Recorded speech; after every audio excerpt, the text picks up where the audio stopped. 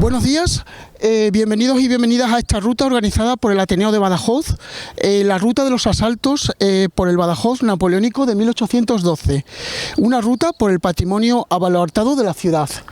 El Ateneo de Badajoz fue fundado en el año 1876 y desde sus orígenes su propósito ha sido y sigue siendo desarrollar y difundir las ciencias, las letras y las artes por todos los medios adecuados. Desde el Ateneo de Badajoz valoramos muy positivamente que cada vez que haya más actividades, más asociaciones y más colectivos que organizan iniciativas relacionadas con la historia, la cultura y el patrimonio de nuestra ciudad, contribuyendo de esta manera a una diversidad y pluralidad que nos enriquece a todos. Mi nombre es Iván Cedrón y junto a mi compañero Jacinto Marabel somos coordinadores de sección en el Ateneo de Badajoz. Jacinto les acompañará a partir de este momento por esta ruta del Badajoz de 1812, que esperemos sea de su agrado. Muchas gracias por vuestra participación.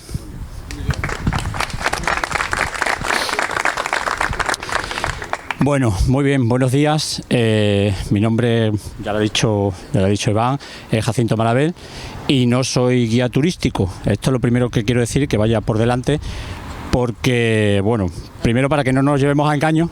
Bueno, pues lo que quiero decir es eso precisamente, que no soy guía turístico y que digo esto para no llevarnos a engaño y fundamentalmente pues para evitar una denuncia por intrusismo profesional, ¿vale?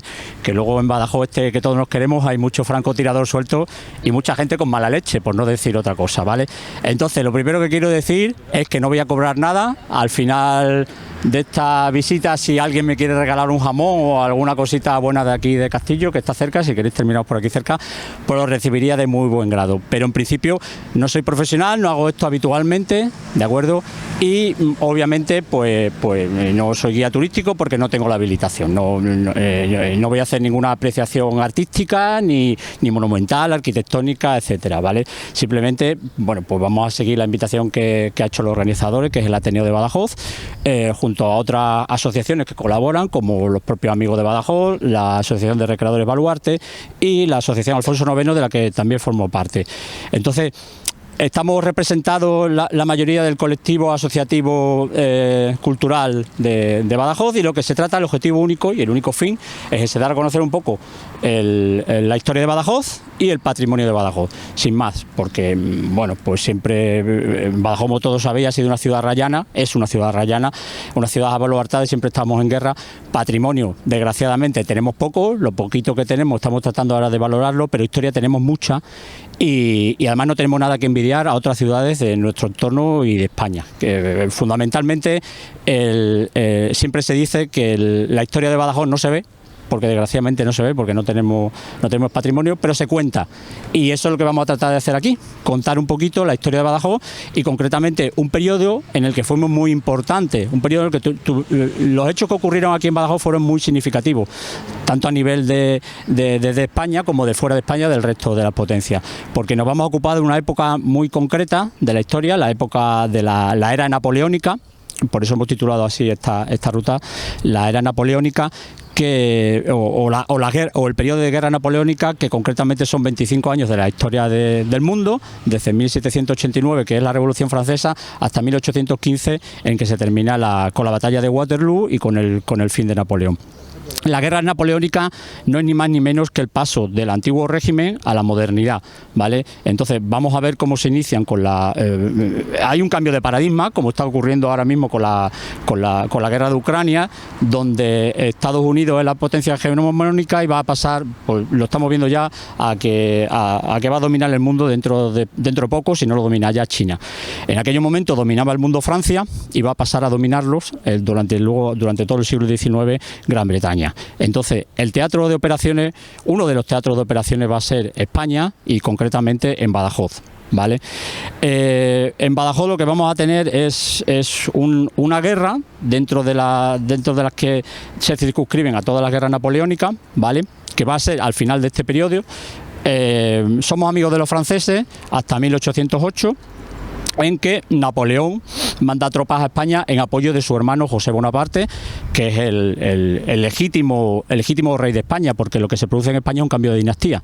En 1704 lo que se produce es un cambio de dinastía de los Habsburgo, que pasa a los Borbones, y en 1808 lo que hay un cambio de dinastía, o sea, el Carlos IV, que es el rey Borbón, lo que hace cederle la corona a Napoleón, y Napoleón se la pasa a su hermano. Es decir, un cambio de dinastía, la dinastía de los Bonaparte, que quiere introducir Napoleón en el resto de Europa. Su hermano Jerónimo está en Westfalia, antes José Napoleón ha sido rey de Nápoles, es decir, Luis Napoleón es rey de Holanda.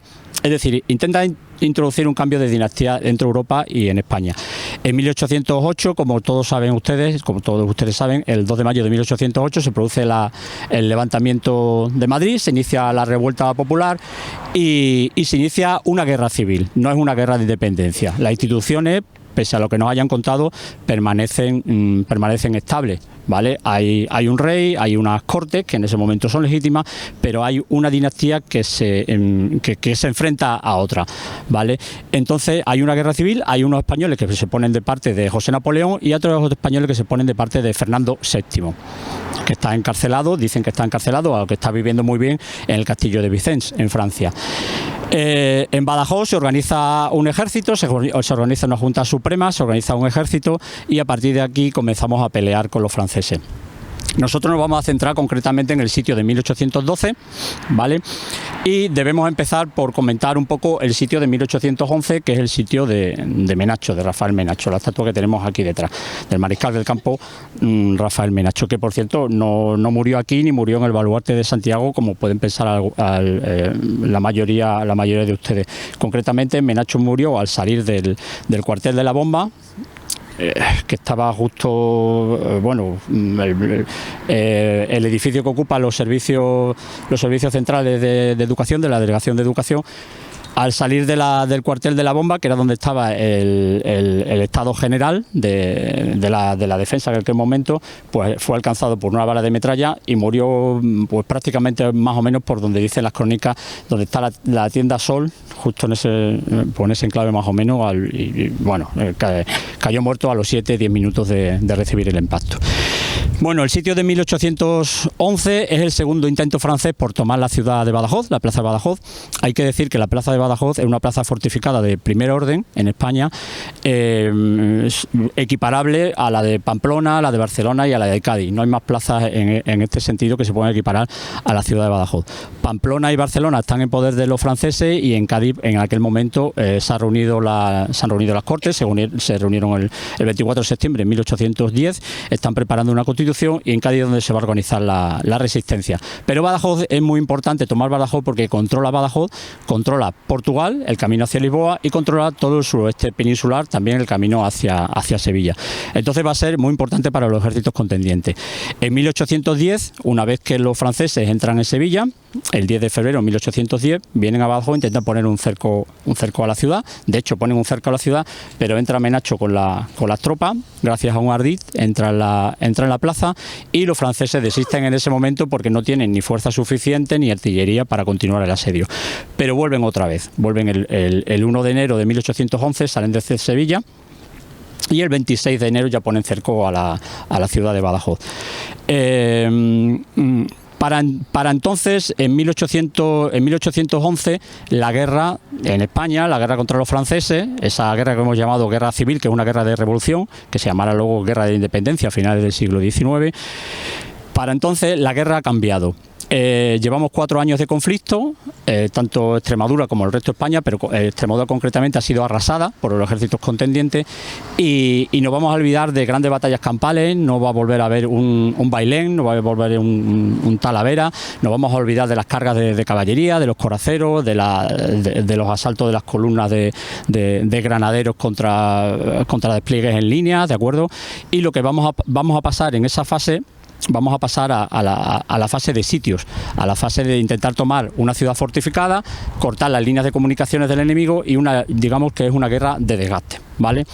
lo que tenemos ahora mismo en el Donbass, ¿vale? Justamente, o lo que pasó en la Primera Guerra Mundial con las guerras de trinchera. Estamos en una guerra de dominio. Los ejércitos los españoles están en la periferia y los franceses ocupan toda la península. Entonces vamos a intentar cortar las comunicaciones y vamos a intentar cortar los suministros.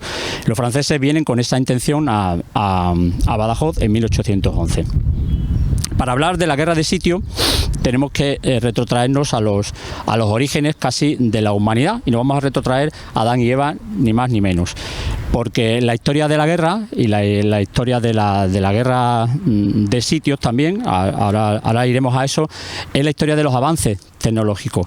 En aquel momento los grandes cerebros de la humanidad estaban a disposición de los ejércitos, de los reyes y de las coronas. El ejemplo más claro y más notorio que tienen ustedes es, por ejemplo, Leonardo da Vinci, por ponerles, por ejemplo, un caso, pero podríamos hablar de los griegos. Leonardo da Vinci pone toda su ciencia al servicio de los Medici y como ustedes, crean máquinas de guerra, crean elementos defensivos, etcétera, etcétera. En aquel momento, en España, todos los cerebros científicos están a pleno rendimiento para la guerra, o sea, para intentar ganar la guerra. Los mejores científicos de la época o están en la escuela de artillería o estaban en la escuela de artillería de Barcelona, que digamos que serían las matemáticas en aquel momento, o de ingenieros que están en Alcalá. Esa es la guerra de sitio. ¿Cómo llegamos a este avance tecnológico? Bueno, pues a través del conocimiento de la guerra. Como he dicho antes, vamos a retrotraernos al Génesis y vamos a retrotraernos al inicio de la creación. El Caín mata a Abel, como ustedes saben, con un arma. ¿Qué arma es con la que Caín mata a Abel? ¿Alguno sabe? Una quijada de burro. Es el primer arma de la historia, una quijada de burro. Contra el ataque, contra la acción hay siempre una reacción. Contra el ataque de la quijada de burro hay un escudo. Te proteges con un escudo. Contra el escudo, ¿qué hacemos? Una espada pequeña, vamos evolucionando. Contra la espada pequeña, un escudo más grande. Contra el escudo más grande, una lanza, que son los hoplitas, ¿vale? Vamos a dar un paso más adelante en el transcurrir de los siglos, cuando los hombres empiezan a crear ciudades y empiezan a levantar muros. Contra los muros ya no hay lanzas y ya no hay espadas. Vamos a crear el ariete para intentar entrar en los castillos, ¿vale? Contra ese ariete vamos a hacer muros más grandes y más altos, más fuertes. Vamos a crear las catapultas, ¿vale?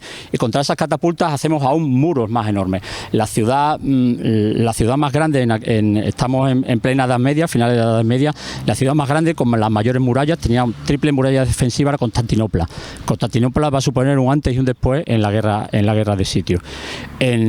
Constantinopla cae en 1453 y marca la época del final de la Edad Media, como Josefina sabe. Y Constantinopla va a caer gracias al invento del maligno, dicen, al fuego artillero, al invento de la pólvora que traerá Marco Polo también desde China, y al invento de la artillería. Y estos van a ser los dos principales rivales a partir de entonces. La pirobalística, que será la ciencia que se ocupe del estudio de la artillería y del ataque a las plazas fuertes, contra la poliocértica, que va a ser el estudio o la disciplina que se ocupe de la defensa de las plazas fuertes. Bueno, en 1453 el sultán Mehmed II decide tomar Constantinopla.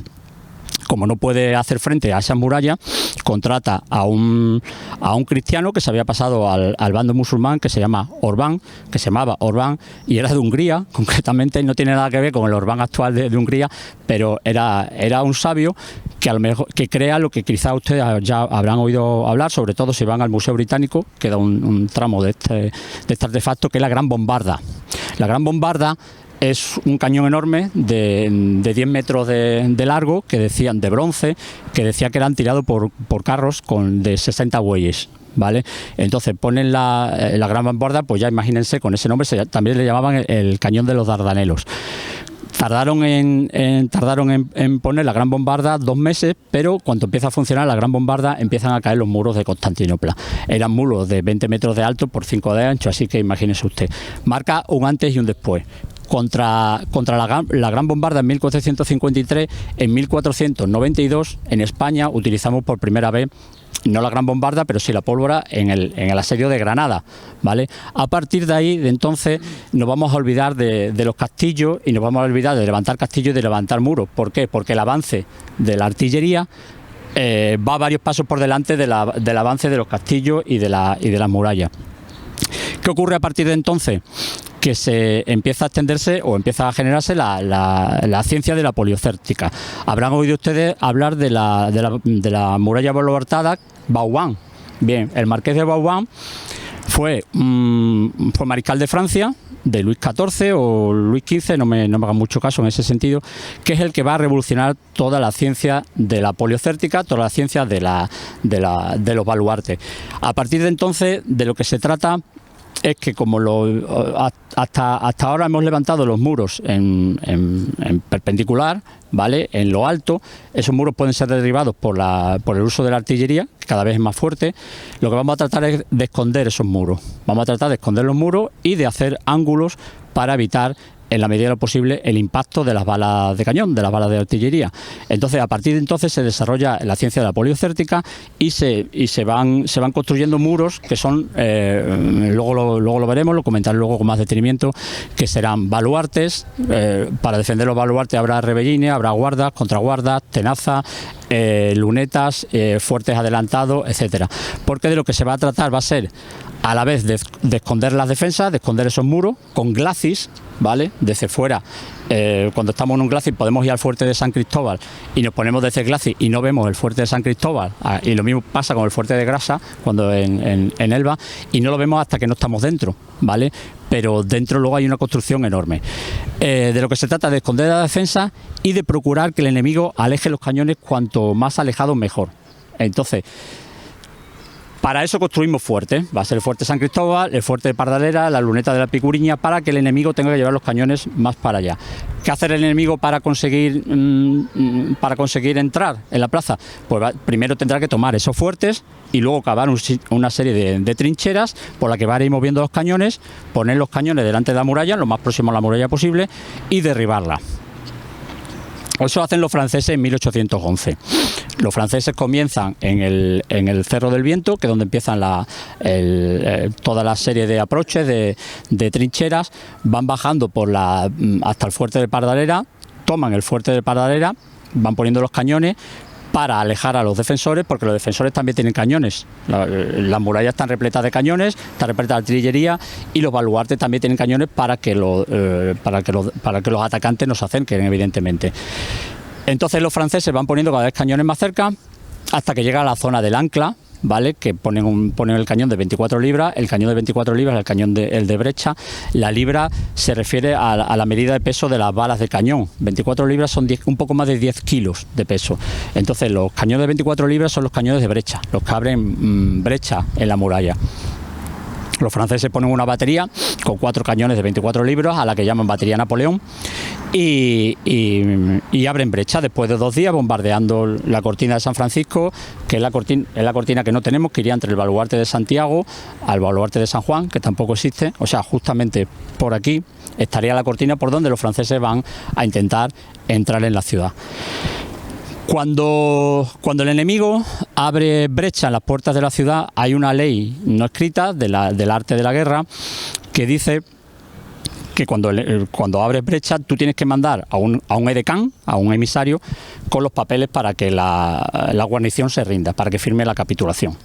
En ese momento, si la guarnición se rinde, firma la capitulación, se les perdona su vida, y a los habitantes de la ciudad se les perdona el patrimonio, se les respeta la vida, etcétera, etcétera, ¿vale? La guarnición sale por la brecha, es conducida prisionera de guerra. En un momento dado se pueden escapar, que era lo que pasaba con los españoles, pero no pasa nada, volvemos a intentarlo nuevamente. Eso es lo que hacen los franceses. El 10 de marzo de 1811 abren brecha, envían un edecán. En aquel momento está el gobernador, es el brigadier José Imaz, Alto Laguirre, porque ha muerto Menacho. Hay una junta de jefes de Estado Mayor y deciden rendir la ciudad. No pasa nada, porque ellos saben que van a rendir la ciudad, salvan a los habitantes de Badajoz, salvan de la destrucción Badajoz, y luego, pues de camino a Córdoba, que es donde los llevaban en cuerda de presa, se pueden escapar por el camino, como de hecho sucedió. La mayoría de ellos se escaparon por el camino y vuelven a luchar contra los franceses. Eso es lo que hacen los franceses cuando entran en Badajoz. En abril de 1811, bueno, los franceses entran a Badajoz, efectivamente, y levantan la bandera francesa, y Badajoz es francés durante casi un año, o poco más de un año, hasta abril de 1812. Pero justo en ese momento llegan los británicos, que son aliados nuestros, y van a intentar tomar también la ciudad. Estamos en 1811 en el sitio francés de Badajoz. Los franceses han tomado la ciudad y los españoles se han rendido, ¿de acuerdo? Entonces hay que recuperar otra vez la ciudad. No lo he dicho antes, pero evidentemente para recuperar una ciudad, para poner sitio a una ciudad, se necesitan dos cosas. Lo primero son los cañones, de los que ya hemos hablado antes, fundamentalmente el cañón de 24 libras, que es el cañón de brecha, el que vamos a abrir un agujero en la pared, ¿vale? Para que todos lo entendamos. Y el otro es un ejército. Si no tenemos ejército, no podemos, o sea, una vez que está abierto el agujero en la pared, no podemos entrar dentro de la muralla y no nos van a hacer caso los otros. Bueno, pues nos ha abierto la muralla, pero no tenía ejército, ¿vale? Pero la cuestión del ejército tiene, digamos, otra línea, o tendría otro sentido, que sería la de tratar de alejar al ejército enemigo. Es decir, nosotros tenemos que tener un ejército, sino un número suficiente de tropas para que el enemigo, en este caso los franceses, vuelvan otra vez a recuperar la ciudad cuando sepan que le hemos puesto sitio, ¿vale? En este sentido, los españoles no tenían cañones. Los cañones que tenían los españoles los tomaron eran los que estaban en Badajoz, que eran 115 cañones de distintos calibres. Eso los toman los franceses. Los españoles no van a tener cañones para intentar recuperar otra vez Badajoz, ¿vale? Pero tienen ejército. Es un ejército algo menor del que tenían, porque, bueno, no sé si saben ustedes que fuimos derrotados en la batalla de Santa Engracia. Entonces la mayoría fueron tomados prisioneros, más los prisioneros que tomaron la guarnición de Badajoz. Lo que nos quedaba de ejército eran los pocos que se escapaban, los pocos que se escaparon en aquel momento, o los pocos que se iban escapando y se iban reagrupando. Pero era un ejército, a fin de cuentas. Entonces tenemos que encontrar quién tiene esos cañones. Esos cañones los tienen los ingleses, los tienen los británicos. No los tienen aún, porque los han pedido al gobierno británico, pero tienen que llegar por mar a través de Oporto, y el Oporto los tienen que traer a Badajoz. Pero hay un problema también. Históricamente los británicos han sido nuestros enemigos. Los franceses eran nuestros amigos porque eran los primos de Francia, los reyes eran primos, ¿vale? Y eran borbones, pero los ingleses eran nuestros enemigos. De hecho, en 1806 intentan tomar Buenos Aires, ¿vale? El mismo Beresford, el que estuvo luego el que dirigió la batalla de la Albuera, intenta tomar Buenos Aires. Y de hecho en 1808 vuelven a intentar tomar Buenos Aires, y la flota que sale para Buenos Aires vuelve para Lisboa, justo en el momento que saben que los franceses han entrado en España y han tomado Lisboa, pero no por nada, sino para defender su propio comercio y fundamentalmente el vino de Oporto, ¿vale? Que es donde tenían los mayores intereses comerciales. Es decir, los ingleses van a ir buscando sus intereses. Los ingleses, pues como ya he dicho, eran tradicionalmente, históricamente el enemigo. Ustedes habrán oído la frase de Blas de Lezo, que fue el defensor de Cartagena de India, contra la escuadra del almirante Vernon, la mayor escuadra que se había hecho entonces, que se había construido entonces para intentar tomar el Cartagena de India. Blas de Lezo, que era el medio hombre, porque le faltaba una pierna, le faltaba un brazo, le faltaba un ojo, le faltaba medio de todo, pero solo tenía dos cosas y las tenía bien puestas. Y Blas de Lezo consigue derrotar a los británicos, y dice que bueno, la famosa frase que dice que todo español debería mear siempre, mear mirando hacia Inglaterra, mirando hacia todo español que se precie. En ese estado de cosas estamos cuando necesitamos la ayuda del amigo británico, y fundamentalmente la ayuda financiera. Lo británico, hay un problema, que es que esto lo saben muy bien los juristas, que es un problema de derecho internacional, que es que un ejército no puede entrar en otro país sin su consentimiento. Digo esto porque parece que los británicos fueron los que nos libraron a los españoles de los franceses y estuvieron siempre peleando aquí. Miren, nosotros llevamos peleando desde 1808 y ellos entran por primera vez en 1809, que es la batalla de Talavera. Además pasan por Badajoz, van a Talavera. Allí lo que se hacen es fuerte en el Teso Medellín, resisten un poco, se vienen para acá. Cuando los españoles decimos vamos a seguir hacia adelante para conquistar Madrid, ellos dicen que no, porque en ese momento se han producido una serie de combates en Europa y en fin, y esto era pura geoestrategia política.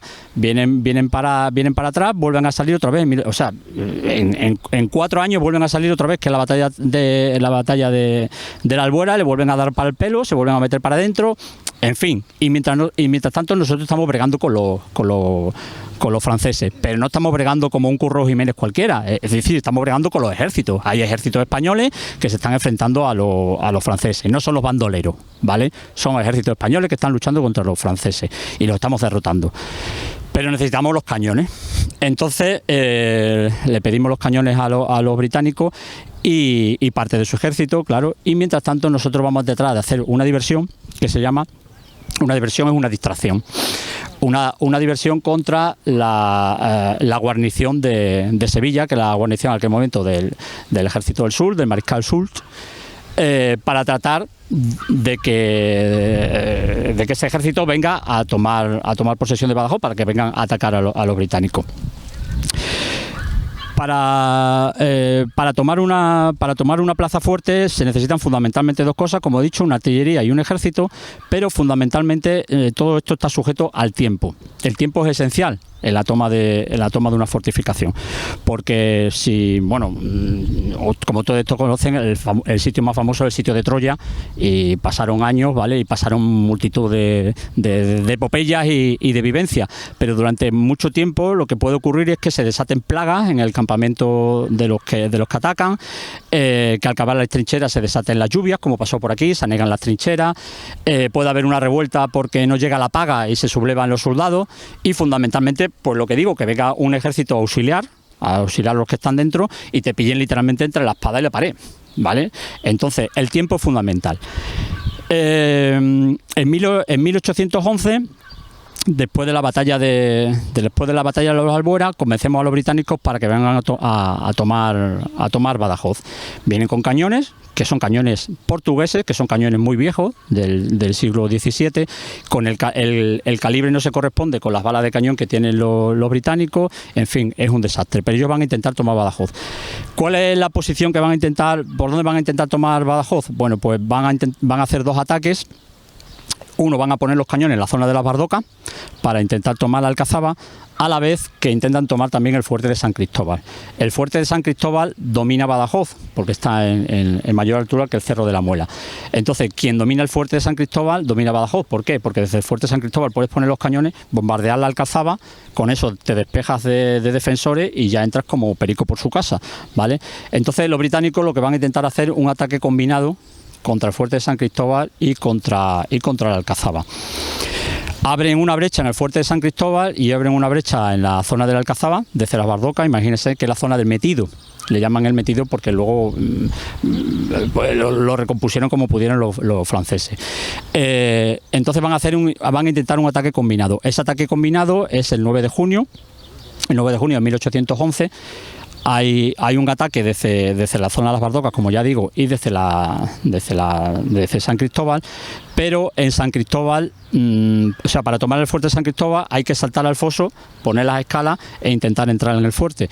Bien, pues esas escalas eran demasiado cortas. Llegan los británicos, ponen las escalas, resulta que las escalas son demasiado cortas y pues los franceses les arrojan todo tipo de bombas, etcétera, etcétera, y aquello es una ratonera, quedan allí encerrados y aquello es un desastre. Vuelven a intentarlo 2 noches más tarde con escalas ya más largas, escalas más grandes, pero los franceses, que tampoco son tontos, lo que han hecho es excavar el foso, con lo cual la altura de la pared es mucho más alta y aquellas escalas otra vez vuelven a quedarse cortas, otra vez se vuelve a producir una escabechina y bueno, Wellington dice: hasta aquí hemos llegado, vámonos para atrás porque esto no puede ser. Bueno, se van para atrás, como digo, y nuevamente vuelven a retomar la idea de tomar Badajoz en 1812. Fundamentalmente porque desde 1811 Napoleón está ya planeando la conquista de Rusia, que es la campaña de Rusia, que como todos ustedes saben van a intentar llegar, bueno, de hecho llegan a Moscú y luego se produce el gran desastre. Pero para intentar tomar Rusia o intentar tomar Moscú necesita tropas de España. Bueno, pues esas tropas de España las va a tomar de diferentes regimientos, fundamentalmente de los ejércitos del sur, de Andalucía y de Badajoz. De aquí sale un regimiento, el tercer regimiento de infantería del Vístula, del Ducado de Vístula, que era la antigua Polonia, que estuvieron aquí los polacos en Badajoz durante todo el verano de 1811 hasta diciembre. En diciembre se van a la campaña de Rusia. Entonces la guarnición de Badajoz va a quedar más reducida, pero no solo la guarnición de Badajoz, sino todos los regimientos y todas las divisiones francesas van a quedar más reducidas. Es el momento de atacar y es el momento de tomar Badajoz. Para tomar Badajoz, hasta que llegan los cañones, lo primero que hacen los británicos es tomar Ciudad Rodrigo, que es la otra llave para la conquista de Badajoz. Ciudad Rodrigo, una plaza más pequeñita.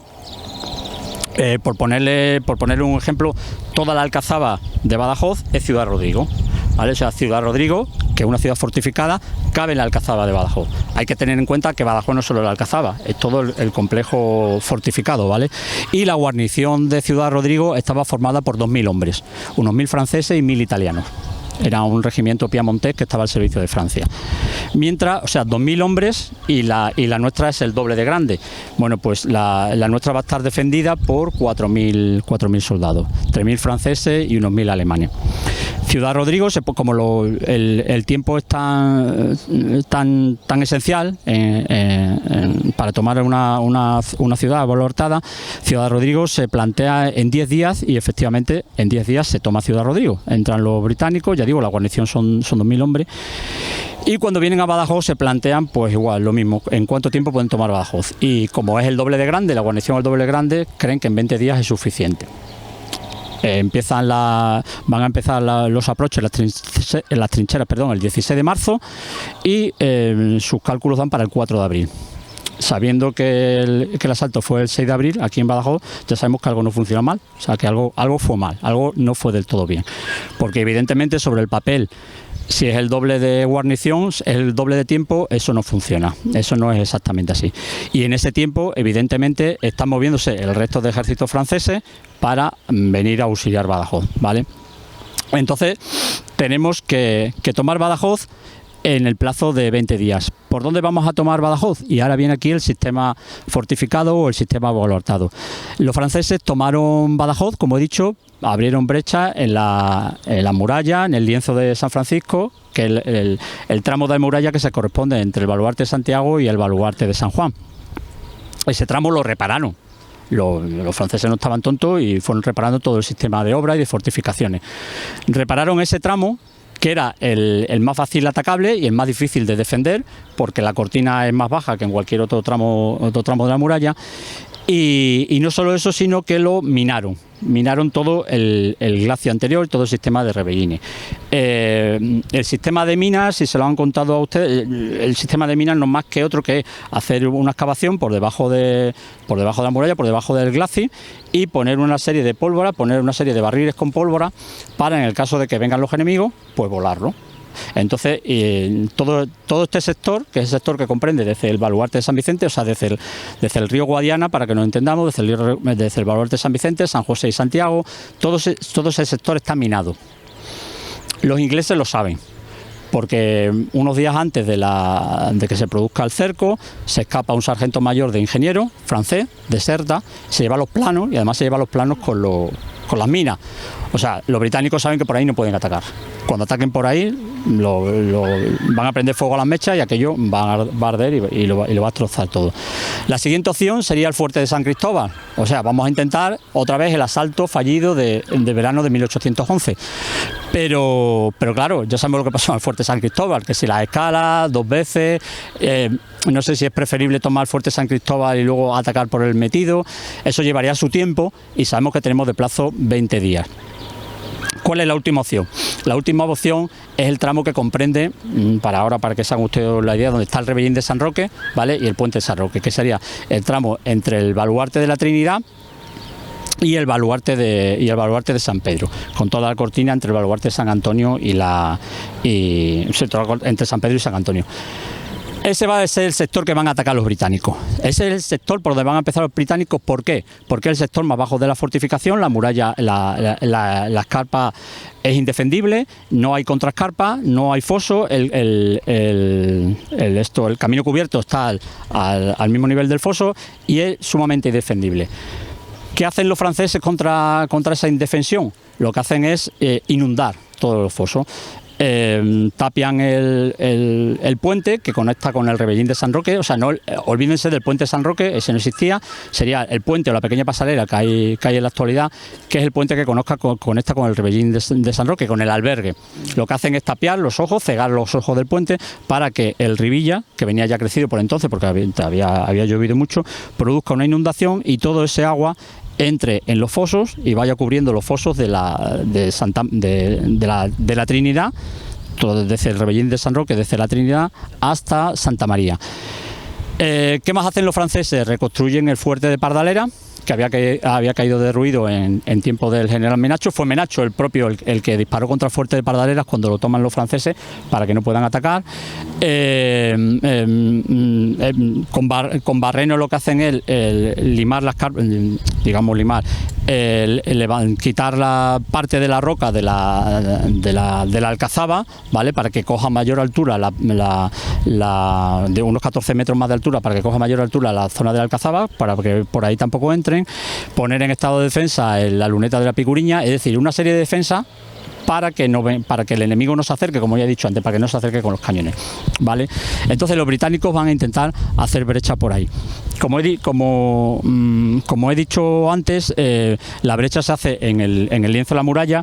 Hemos quedado aquí para que ustedes tengan una idea, aunque la mayoría ya me presumo que conocen los baluartes, porque todos somos de Badajoz y conocemos un poco los baluartes y las fortificaciones abaluartadas, pero la idea fundamental que tengan para que tengan en la cabeza un baluarte es el baluarte de San Roque.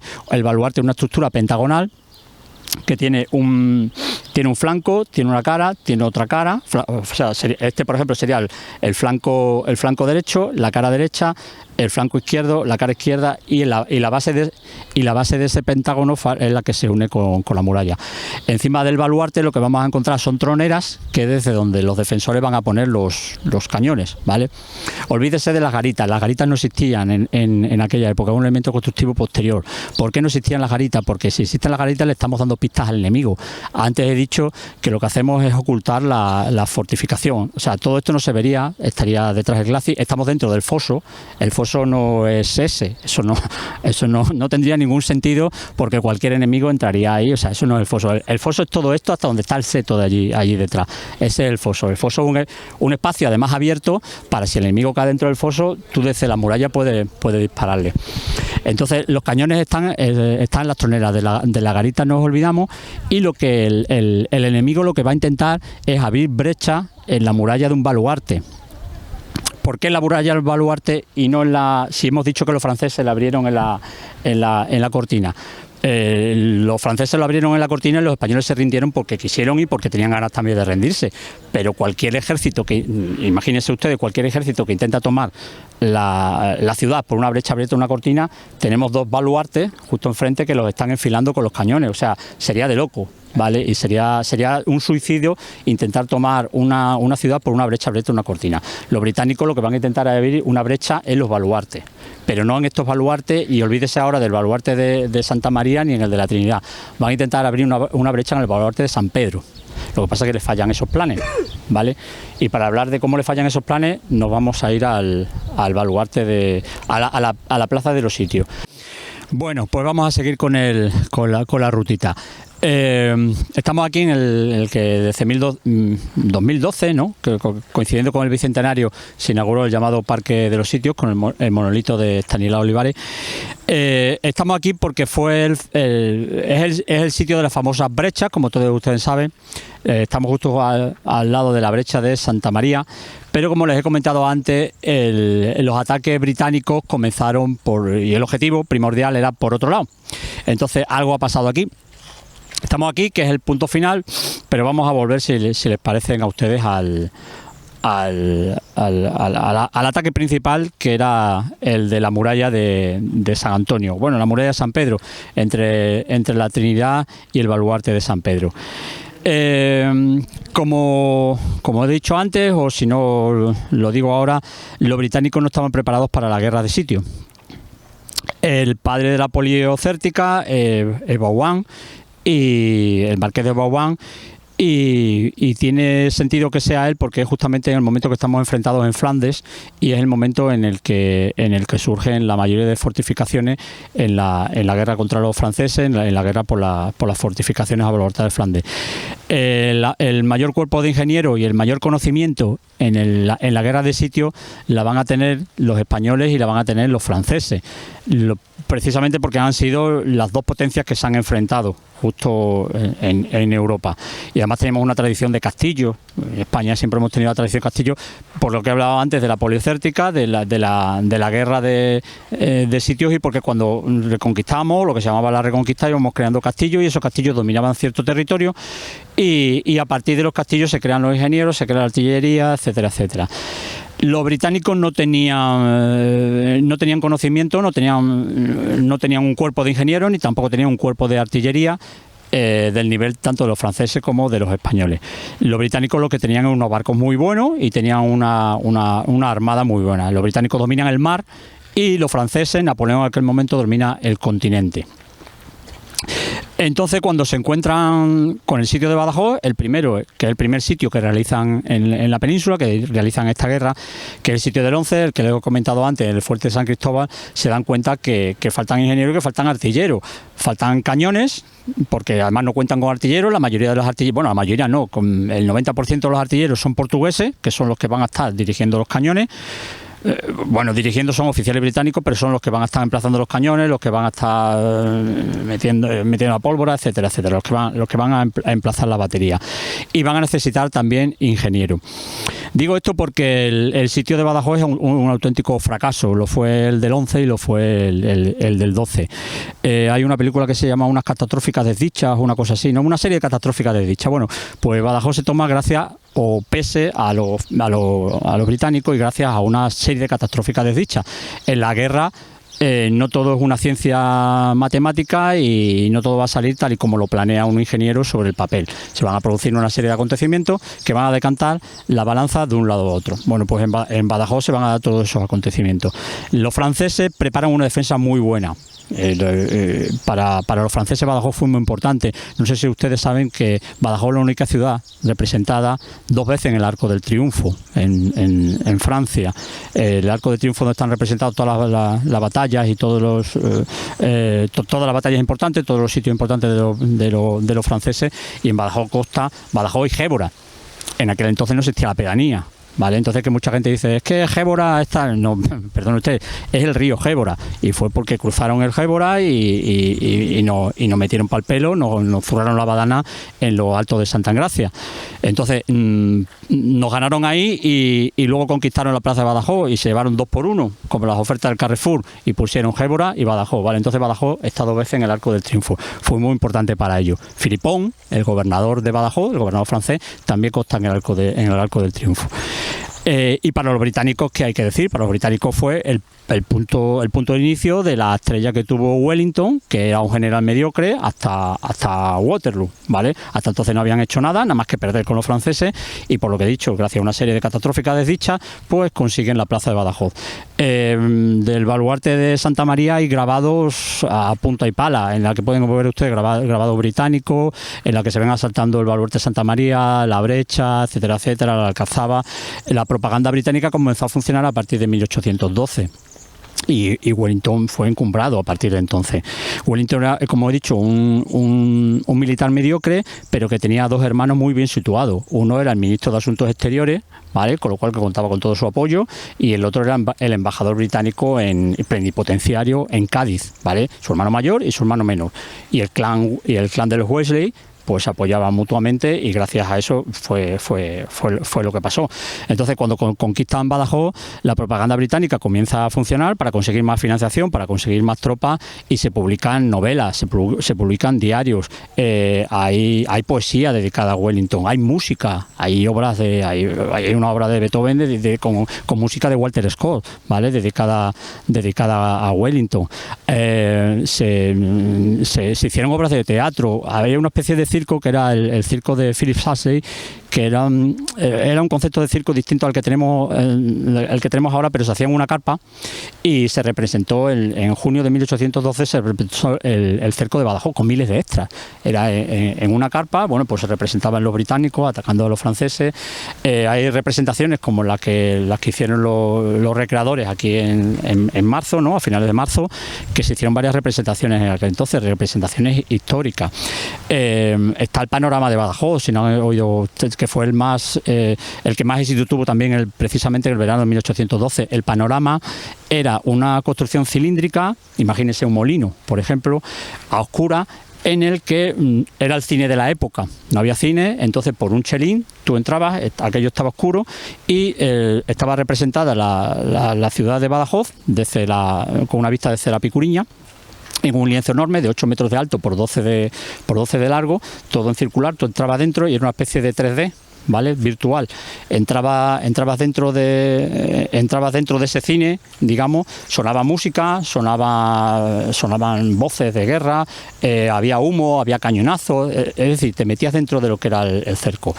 Fue muy importante y estuvo durante todo ese verano. Pero tan importante fue que fue, digamos, la primera batalla o el primer cerco que se reprodujo en un panorama de este tipo. Hasta entonces lo que se representaba era la ciudad de Venecia. Y era el panorama de la ciudad de Venecia. Entrabas, veía qué bonito era Venecia, Estambul, qué bonito es Estambul y tal. Pero en aquel momento lo que se reprodujo fue el sitio de Badajoz. Es decir, una serie de propaganda, de elementos propagandísticos para que por una parte lo que estamos haciendo es eludir toda la serie de responsabilidades que tuvimos, o sea, toda la metedura de pata que hicimos en el cerco de Badajoz, y por otro lado contarnos su historia, contarnos su punto de vista, que es el que ha permanecido durante 220 años. Hasta ahora en Badajoz lo único que nos han transmitido, porque solo ha sido versiones y traducciones de obras británicas, la versión de los vencedores, lo que hicieron, lo que no hicieron, que se enfrentaron a los franceses. Ahora contaré que no hubo solo franceses en Badajoz, hubo fundamentalmente alemanes, y a los alemanes fueron a los que vencieron, y gracias a que vencieron a los alemanes pudieron entrar a Alcazaba. O historias como Lady in Me, a la que luego me referiré, o el famoso Badajoz Day, que no existió en la vida y que seguimos repitiendo, esa cantinera, porque hasta ahora lo que nos hemos creído ha sido lo que nos han contado los vencedores, la propaganda británica. Es como si en la guerra de Ucrania nos creyéramos lo que nos cuenta Putin. Oiga, pues mire usted, igual tampoco es tampoco cierto lo que están contando los ucranianos, lo que quiere contar el mundo occidental, pero creo que en una guerra, como se dice, la primera víctima de la guerra es la verdad. Y a partir de ahí cada uno cuenta su versión. Si lo que leemos es la versión de los vencedores, pues nunca nos vamos a enterar en realidad de qué fue lo que pasó.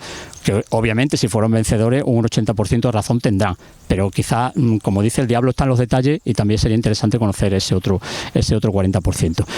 Pero estoy divagando. Vamos a centrarnos en lo que es el sitio del 12, y como he dicho antes, los británicos van a intentar tomar no esta parte, sino la zona occidental, la parte occidental, sí, que la daría entre la muralla el baluarte de la Trinidad y el baluarte de San Pedro. Lo primero que hacen es poner las trincheras por el cerro de San Miguel e intentan tomar la Picuriña. La Picuriña es una luneta adelantada, es un fuerte pequeñito, adelantado, ¿vale? Que lo que sirve, como ya he dicho antes, para poner unos cañones allí y evitar que el enemigo no llegue. Lo que van a hacer los defensores, lo único que pueden hacer cuando viene el enemigo es intentar hacer salida para evitar que se aproxime, poner elementos cerca de la batería de los enemigos, es decir, intentar ganar tiempo, ese factor tan importante de los 20 días, intentar dilatarlo lo suficiente para que venga el ejército auxiliar, el que nos va a ayudar a nosotros, y expulsa a los enemigos.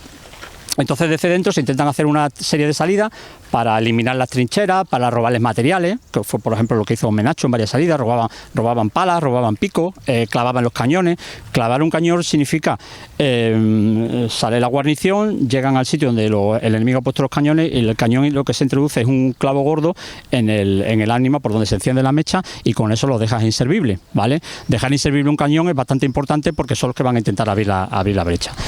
Los británicos toman el fuerte de la Picuriña, y he dicho que británicos, pero la mayoría son portugueses. Pues se me ha olvidado decir que una tercera parte del ejército anglo-luso, del ejército aliado, son portugueses. O sea que tampoco es tan bonito esto de que dice que fueron ingleses los que estuvieron aquí. Una tercera parte son portugueses. Y como los portugueses eran carne de cañón, pues eran los primeros que enviaban cuando las cosas venían mal dadas. Para tomar la Picuriña, que estaba bastante complicado, mandaron a portugueses. Son unos 360 portugueses, ¿vale? Que eran 3 destacamentos, y consiguen conquistar la luneta de la Picuriña, pero a un precio muy alto. De los 360, en torno a unos 300, no llega a 300, van a resultar heridos o muertos, heridos de diversa consideración o muertos. Esta va a ser la primera piedra en el camino que le ponen a Wellington, porque claro, hay que pensar que un ejército, esto es simplemente política, y todos lo entendemos. El ejército se mueve porque lo financian desde el gobierno. La caída de la Picuriña y el consiguiente número de bajas tan alto, tan excesivo, llega a oídos de la opinión pública británica, y empiezan a poner peros y a decir, bueno, sí, no podemos perder tantos hombres, si nos retiramos estamos a tiempo, vamos a repensarlo un poco más. Entonces el Wellington acelera los planes. Tomando la luneta de la Picuriña, vamos a intentar poner los cañones más cerca del baluarte de la Trinidad, y vamos a intentar tomar el Rebellín de San Roque. Intentan tomar el Rebellín de San Roque cavando trincheras en zigzag para llegar al Rebellín, tomarlo igual que hemos tomado la Picuriña. La manera que hacían los ingenieros para cavar las trincheras, los oficiales ingenieros, las trincheras las cavaban por la noche, evidentemente, para que no te vean y que sepan por dónde vas y te peguen los tiros. Entonces lo que hacen es, durante la noche, los ingenieros con cal trazan por dónde van a ir la trinchera, y los trabajadores esa misma noche van cavando la trinchera siguiendo la línea, con una cuerda, siguiendo la línea que les ha marcado los ingenieros. Los ingenieros con el mapa trazan por dónde va a ir la trinchera, porque si no van a ciegas, ¿no? Aquella noche lo que ocurre es que se olvidan, trazan la línea de las trincheras con cal, ponen el testigo, ponen la cuerda, y aquella noche se olvidan de quitar la cuerda. Por la mañana sale un defensor, creo que era el cabo Stoll del regimiento alemán, del SS-Darmstadt, y salta la empalizada, recoge esa cuerda y la pone enfilando justo el cañón que tienen el baluarte que tienen los franceses, en este caso en el baluarte de San Antonio. ¿Qué pasa? Que a la noche siguiente, cuando empiezan a cavar, en lugar de seguir esta dirección, siguen justo esta dirección hasta el cañón, ¿vale? Y cuando ya están todos metidos en las trincheras, los franceses lo único que tienen que hacer es prender mecha al cañón y llevárselos todas por delante, ¿vale? Esta es la segunda de las catastróficas desdichas, y quizás la más importante, porque a todo esto se nos está comiendo el plazo. Llevamos ya 15 días abriendo trincheras, y aún no hemos conseguido ni siquiera acercar los cañones. ¿Qué es lo que hace Wellington? Acelerarlo todo. Vamos ahí a lo bestia.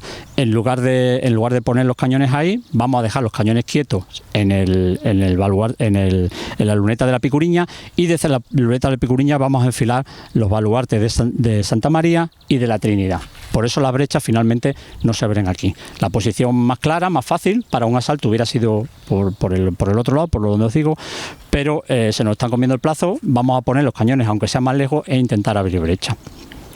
Vale, entonces hasta el día 5, el día 4 de abril, como digo, finaliza el plazo de esos 20 días para que vengan las tropas francesas. Las tropas francesas en aquel momento son 3 divisiones que se encuentran en Salamanca, que vuelven a retomar Ciudad Rodrigo, que son las tropas de Marmont, ¿vale?, que van a bajar desde el norte.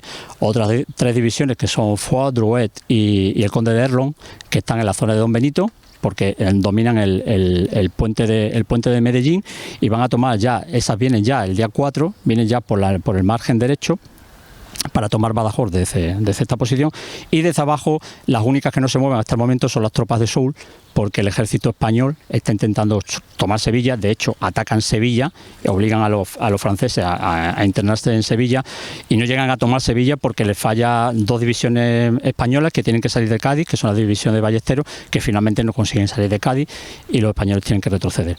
Estas divisiones francesas, el día 4 de abril, como ya digo, unas están en Salamanca, otras están en la zona de Don Benito, Medellín, y el resto, finalmente Sol consigue salir de Sevilla y viene a levantar el sitio de Badajoz.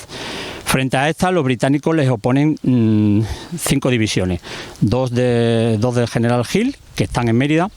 Hill, el 4 de abril, decide volar el puente de Mérida, decide volar dos arcos del puente romano de Mérida. Esto es muy importante que se sepa porque los británicos no era su guerra, y los británicos volaron todo el patrimonio y no les importaba, y nunca mejor dicho, lo de volar los puentes. El puente de Alcántara lo volaron ellos, el puente de Mérida romano lo vuelan ellos. Luego se ha escrito mucho que fueron los españoles los que lo volaron, ¿no? Es que lo dice en sus propias cartas, ¿no? El sentido de volar el puente de Mérida era para que esas 3 divisiones, que digo que venían de Medellín, no vengan por aquí. Entonces, vuelan Mérida y se viene a Talavera, y se establece la línea defensiva en Talavera, mientras que las 3 divisiones de Graham suben de Llerena cuando ven llegar el ejército del sur, el ejército francés, y se establecen en Albuera. El sentido es volver otra vez a plantarle cara al sur si llega a la Albuera, como ocurrió en el 11. Es decir, el 4 de abril tenemos a los británicos ya encerrados en una línea que va desde Talavera hasta la Albuera, y a los franceses aproximándose cada vez más. El 4 de abril urge, por tanto, que se abra brecha. Las brechas que tienen, ahora hablaré de ambas brechas. El 5 de abril se abre brecha, finalmente, abren la brecha cae la escarpa, que es el revestimiento exterior del muro, ¿vale? Me imagino que la mayoría de ustedes saben lo que es una brecha, pero bueno, la brecha no es ni más ni menos que los cañones impactan a cañonazos, van impactando contra las carpas del muro y van dejando una rampa de escombro, una rampa compacta de escombro para permitir que una compañía de granaderos intente escalarlo. Vale, consiguen abrir una brecha por la que caben 35 hombres, ¿vale? 35 hombres codo con codo, quiero decir, 35 hombres juntos, para que se imaginen lo que sería esta brecha. Abren brecha en la cara, este sería el flanco izquierdo de Santa María, abren brecha en la cara derecha de la Trinidad. Esta es mayor porque habrían 60 hombres, una brecha más amplia, ¿vale? Y la intención de toda brecha es precisamente esa, se ataca, va por delante un grupo, que digamos un grupo de asalto, que son los Forlorn Hope, se puede traducir como Forlorn Hope en inglés, pelotón suicida, pero es Vana Esperanza, ¿no? Forlorn Hope, a ver, un inglés por ahí, Vana Esperanza, una cosa así, se llamaba, era pelotón suicida porque tenían Vana Esperanza, porque eran los que iban delante y morían todos, era un grupo de 24 o 25 hombres, capitaneados por un oficial, a cambio de promocional. Normalmente va un teniente, y si te salvas, macho, pues te hacen capitán, y al resto de milagro, y si el otro si milagrosamente se salva el resto, pues tenemos una paguita, ¿vale? O una ayudita. Entonces, esta gente, este pelotón, van a saltar al foso. Imagínense ustedes, esa es la contraescarpa, ese sería el foso. Entras en el foso, te diriges hacia la brecha y tomas posiciones en la brecha. Son 24 o 25 hombres, un comando, ¿vale?, que toman posiciones en la brecha para evitar que los franceses se asomen mientras viene el destacamento de asalto, de que digamos que va a estar compuesto de un batallón, 400 hombres, más o menos. Este destacamento de asalto son los que van a intentar subir, ¿vale? Una vez que sube, pues tomas el baluarte y luego entras en la ciudad o te vas dispersando por la muralla. Esa es la idea, ¿vale? Frente a esa idea, eso es en la práctica. Ahora hay que verlo, ¿vale? Tenemos el pelotón suicida, el Forlorn Hope, y tenemos los destacamentos que pueden entrar en esta y en aquella. El día 5, el comandante Fletcher, que es el coronel, comandante de ingenieros británicos, desde el fuerte de la Picuriña, observa que los franceses no son tontos. Han abierto una brecha que van a intentar desescombrar también, pero que van a inundar de todo tipo de obstáculos para evitar que evidentemente que entren los británicos, ¿vale? Entonces ponen todo tipo de obstáculos, pues imagínense, arrojan todo lo que tienen a la brecha para impedir que suban, pues maderas, hierros, cadenas. Se habla mucho también de los caballos de frisa y a lo mejor también se presta confusión un poco el diorama del Museo de Luis de Morales. Los caballos de frisa son un madero largo, ¿vale?, con sables pinchados, ¿vale?, en ese madero. los franceses tenían un almacén lleno de sables de caballería que habían tomado los británicos en la batalla de Santa Engracia, tenían un almacén repleto, y son los que ponen la brecha, pero no las ponen en la brecha, las ponen delante de las troneras. Todos los diarios, todos los oficios franceses y tal, los caballos de frisa lo que se ponen son delante de la tronera. No tiene ningún sentido poner un caballo de frisa, tirar una brecha, porque lo único se aparta un poco, te va a dar por la vuelta y ya está, ¿vale? Lo interesante era que no subieran por las troneras, que era otra abertura, digamos. Una vez que sube, pues vamos a entrar a las troneras, vamos a clavar los cañones, etcétera, ¿vale? Entonces introducen una serie de elementos, ponen bombas por todo el perímetro, ¿vale? Y ponen también, imagínense, todo esto estaba inundado. Como ya he dicho antes, anegaron el Rivilla, hicieron una presa, cortaron el puente, estaba todo esto anegado, y aquí pusieron una barca con 100 tiradores de élite, que también había que tener un par bien puestos para meterte en una barca, esto de noche, rodeado de enemigos. La barca estaba situada junto a la brecha de Santa María. Eran 100, los 100 mejores tiradores de cada compañía, los mejores tiradores de la compañía reunidos en una barca, en torno a 100, con oficiales que lo defendían, se pusieron en una barca a esperar a los británicos. Todo esto lo ve el coronel Fletcher y avisa a Wellington y dice: oye, mira lo que tienen esta gente, vamos a ver esta defensa qué podemos hacer, a ver si podemos hacer otra brecha a la muralla, y con eso tenemos también más capacidad. Imagínense, son oleadas de hombres, podemos intentar abrir una brecha en el centro para tener más espacio, ¿no? para que acudamos hombres para que puedan entrar. Entonces, está todo preparado, pero la noche del 5 de abril se suspende el asalto y se vuelven a plantar otra vez los cañones y se abre una tercera brecha, que la brecha que sería justo donde, pues la brecha que tenemos, la que nos falta. Se abre ahí, es una brecha más pequeñita porque van a caber nada más que 20 granaderos, ¿vale? Pero es suficiente, por lo menos, para abrir un poco el abanico y para que todos los hombres que entran en el foso puedan dispersarse y subir por una o por otra, ¿vale? Esto es realmente lo que sabe Wellington, o sea, en aquel momento no lo sabía, pero la brecha del que se abre el 5 de abril y el asalto se pospone el 6 de abril es la que va a librar a Wellington de todo el desastre. ¿Por qué? Porque hasta ese momento hay una compañía de granaderos. Los granaderos son los cuerpos de élite de cada regimiento, ¿vale? En cada batallón francés está formado por 6 compañías, una es de granaderos, otra de voltigeurs o cazadores, y el resto son fusileros. Los granaderos son los hombres más altos, más fuertes, los que cobran más también, los que comen mejor rancho, ¿vale? Miden 1,80 y son los primeros también que van a pelear, los que ponen en primera línea de ataque. Pero son los que mejor saben disparar, los que les promocionan de cada compañía. Los granaderos franceses además tenían un morrión, que son los que salen en los grabados, que habrán visto ustedes, un morrión de oso, que lo hacía incluso más alto, ¿vale? Entonces, es decir, los que daban miedo, ¿vale? Los Navy Seals, los de la época. Entonces, esa compañía de granaderos alemanes que está defendiendo la Alcazaba, ese día, el día 5 de abril, el gobernador Philippon se los trae a la brecha, con lo cual descuida la Alcazaba. La Alcazaba de Badajoz va a quedar defendida por 105 alemanes. Y la mayoría, unos 40, en torno a 40 son músicos, son los músicos del regimiento, los músicos de la banda, los que tocaban la flauta y los que tocaban el tambor. Evidentemente sabían disparar también, pero no eran estas compañías de élite que, como le digo, que estaban hechas para otra cosa. Ellos estaban para tocar la flauta y estos estaban para tocar el fusil. Entonces, esos alemanes son los que van a defender la tercera brecha. Y claro, si defienden aquí, no defienden allí. En principio, la Alcazaba de Badajoz parecía inexpugnable. La habían tomado como un reducto para última esperanza. En el momento que tomen Badajoz, pues los franceses se van a la Alcazaba porque aquello es inexpugnable.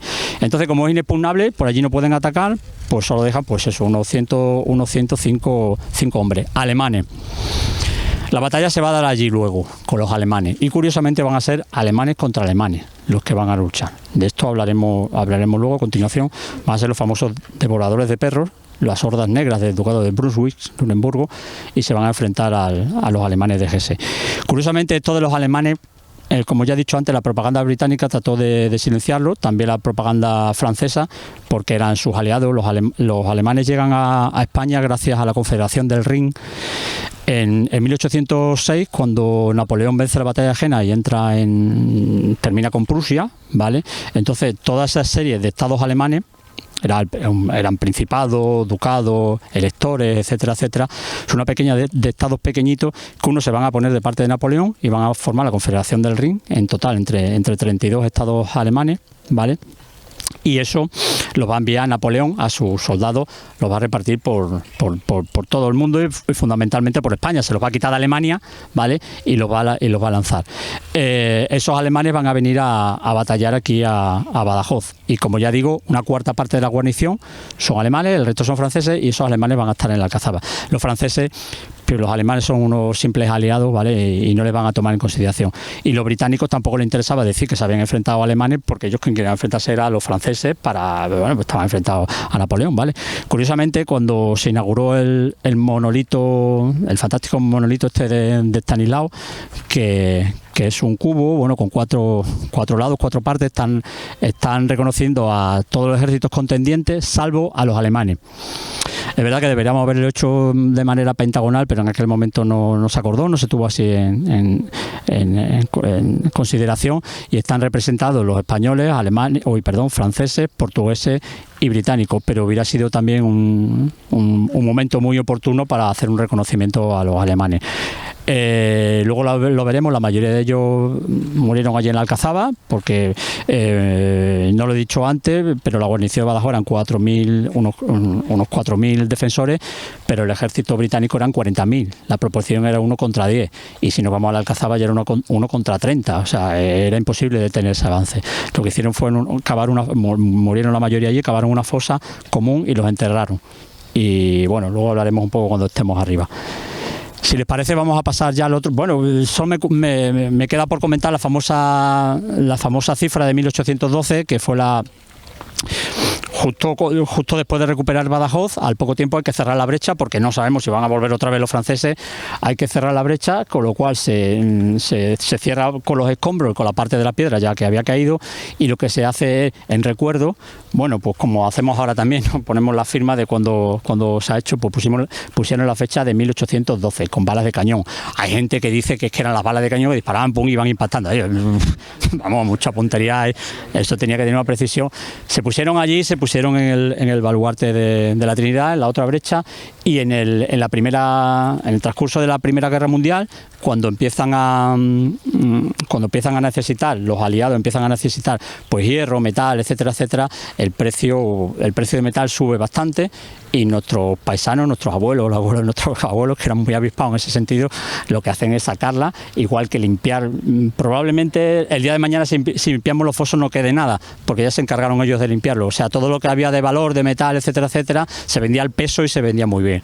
Entonces lo que hicieron fue arrancar las balas esas de cañón y arrancar todo lo que quedaba por allí y rapiñar un poco, ¿vale? Pero que nadie piense que fue con precisión de balas de cañón y que quedaron ahí. Bueno, ¿alguna pregunta por aquí? Esa parte de muralla es real. Ay, perdón. No, saber si esa parte de muralla es real o está recreada por algo. No, esa es la contraescarpa. Es la contraescarpa, ¿no? Sí, eso sí es real. Lo que no es real es la rampa. Bueno, pues sí, sí. Es real, era la parte contraescarpa. Aquí se ve claramente lo que sería el foso. Igual, si han venido ustedes por la parte del corredor verde, con lo que han descubierto el nuevo tramo de muralla, lo que sería lo mejor oportuno es continuar el corredor verde y que se descubriera la parte de muralla que está soterrada, que era como metro y medio ahí. Pero para que se hagan una idea de cómo el foso, con 1,5 metros más de la escarpa y de 1,5 metros más de la contraescarpa, era bastante bueno, pues bastante defendible, quiero decir, bastante difícil de atacar, que era lo que no me salía. Y de cualquier manera esto estaba inundado, como he dicho. Lo que hicieron los atacantes fue asaltar, traían fardos de paja, los lanzaban, porque claro, no es nada bonito lanzarte desde 4 metros, bueno, 4 metros no, pero 3 metros de alto, ¿vale? Y lo que hacían era tirar el farjo de paja, saltaban sobre él y a partir de ahí, pues bueno, pues aquí a encomendarse a Dios y al diablo que no te toque ninguna bala, ¿vale? Aquí justo se habla mucho de la brecha de Santa María, pero donde más hombres murieron fue la brecha se habla mucho de la brecha de Trinidad, pero donde más hombres murieron fue la brecha de Santa María, fue donde más hombres cayeron. Quizá también por la barca de tiradores que estaba aquí más a cubierto.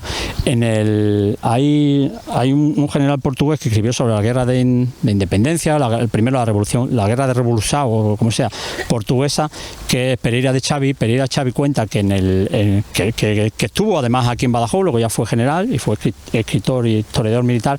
Cuenta que en los años 40, de 1840, acompañó a un británico que estaba ciego, a un señor que estaba ciego, a reconocer los fosos y a la tumba de su hijo.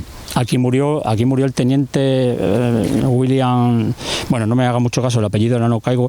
Los primeros que morían eran los tenientes de ingeniero que iban con los a escala y los que iban dirigiendo los pelotones suicidas, los pelotones de ataque. Entonces, uno de ellos murió aquí, murió muy joven, y le levantaron una tumba. Y existe constancia de que dentro de los fosos se levantó una tumba, una especie de monolito, y vino este señor 30 años más tarde, en los 40, pues vendría 30 años más tarde, y lloró sobre la tumba de su hijo. Todo eso se ha perdido, porque igual que estaba la tumba de ese oficial, ¿vale?, probablemente habría más tumbas, más túmulos o más monolitos señalando fundamentalmente los oficiales, porque la tropa era carne de cañón y los que quedaron por aquí pues los quemarían, ¿vale?, o harían algo parecido. Pero la mayoría de oficiales, pues muchos levantarían por aquí algún tipo de recuerdo, alguna cosa. Esto ya se ha perdido. Quizás cuando se levante esto pueda aparecer alguna cosa. Pero para que tengan ustedes una idea, este era el foso. Como bien dices, esa era la contraescarpa, y a partir de la contraescarpa era todo foso. Inundado, hay una zona toda inundada que nos llevaría hasta el puente del Rebellín, hasta la zona del puente del Rebellín.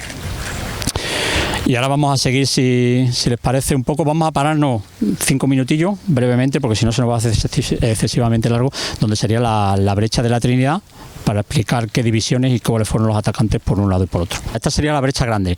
Aquí cabían hasta 65 granaderos, pues digamos, yendo hombro con hombro, ¿vale? Y al igual que en el otro, como hemos explicado, en 1812, justamente en junio, empiezan a reconstruir la brecha y ponen las balas de cañón.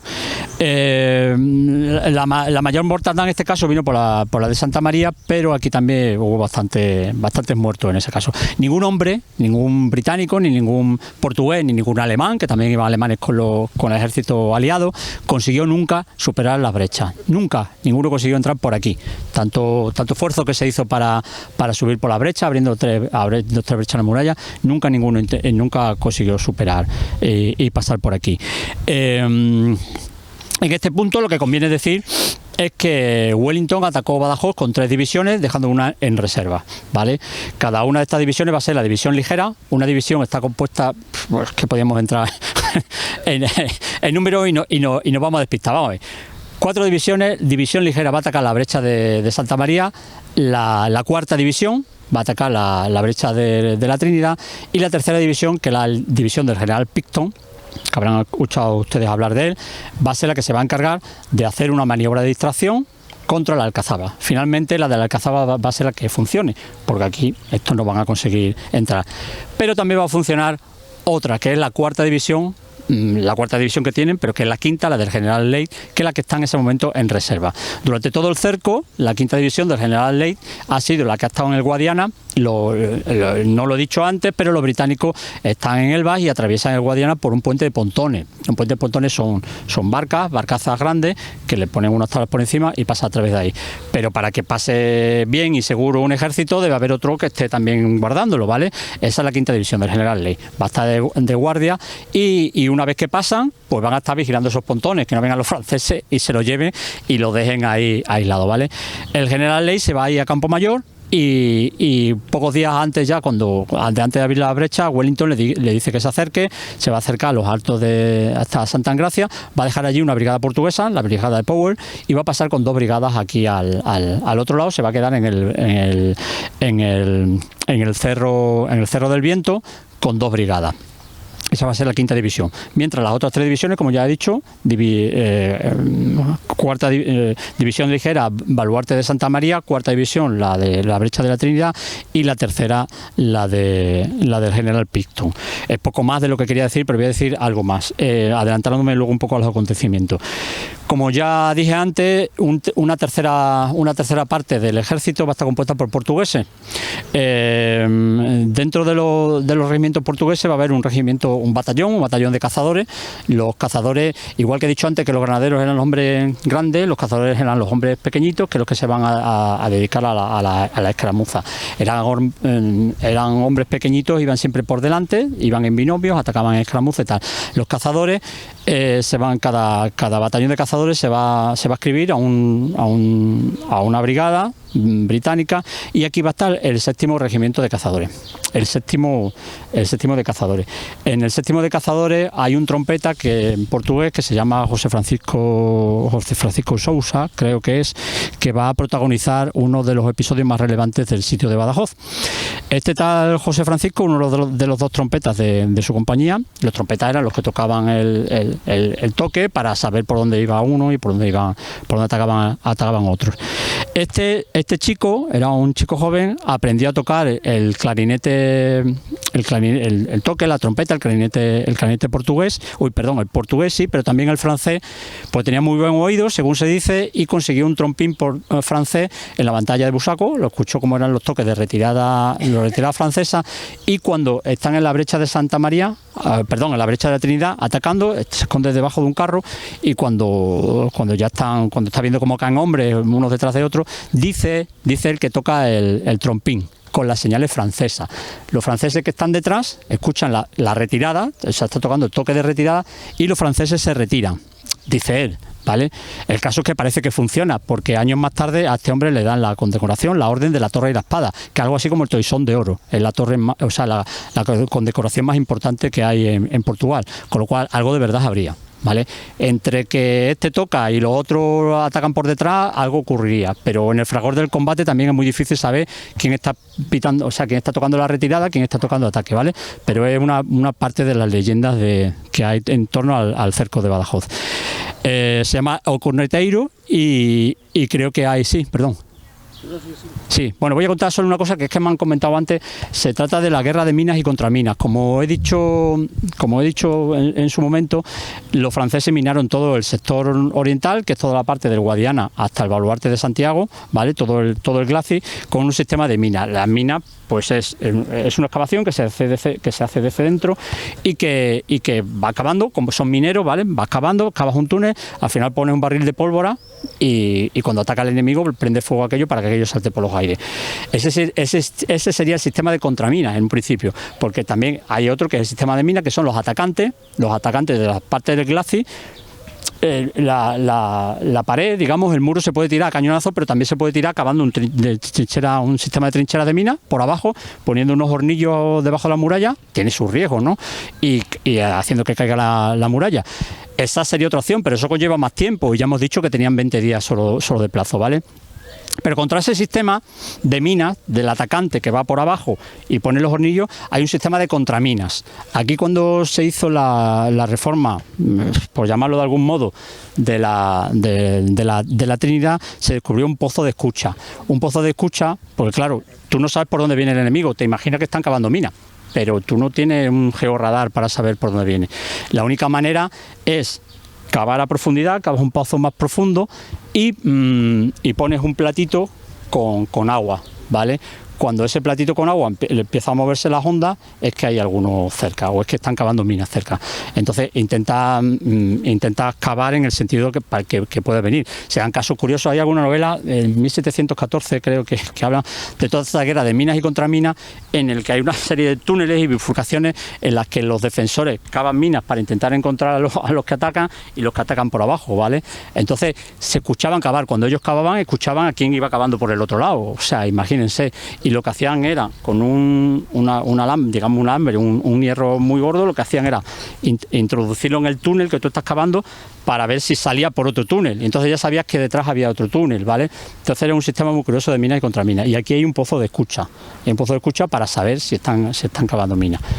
Creo que por aquí nada más. Me iba a preguntar. ¿Dónde enterraron a los muertos que habría en las brechas estas, sobre todo ingleses, porque con los carros de Frisia y tanto escándalo que había por aquí?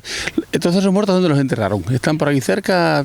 Porque no tengo conocimiento de cementerio. Sí, eso es. Los británicos lo que no tienen tiempo es para hacer enterramiento. En la batalla de Albuera, lo que sí hay, en ese caso sí que hay memoria, en las que cuenta que apelaron a todos los muertos y los quemaron. Lo que se cuenta es que los quemaban directamente y luego ya cuando quedaban los huesos, las calaveras las dejaban solos por allí. Aquí probablemente harían lo mismo. Los oficiales y que tenían dinero para permitírselo y repatriar el cadáver, la mayoría de los oficiales eran de condición noble. Para empezar tenían dinero y los generales ya ni te cuento. Además eran condes, duques, etcétera, etcétera. Entonces sí repatriaban el cadáver.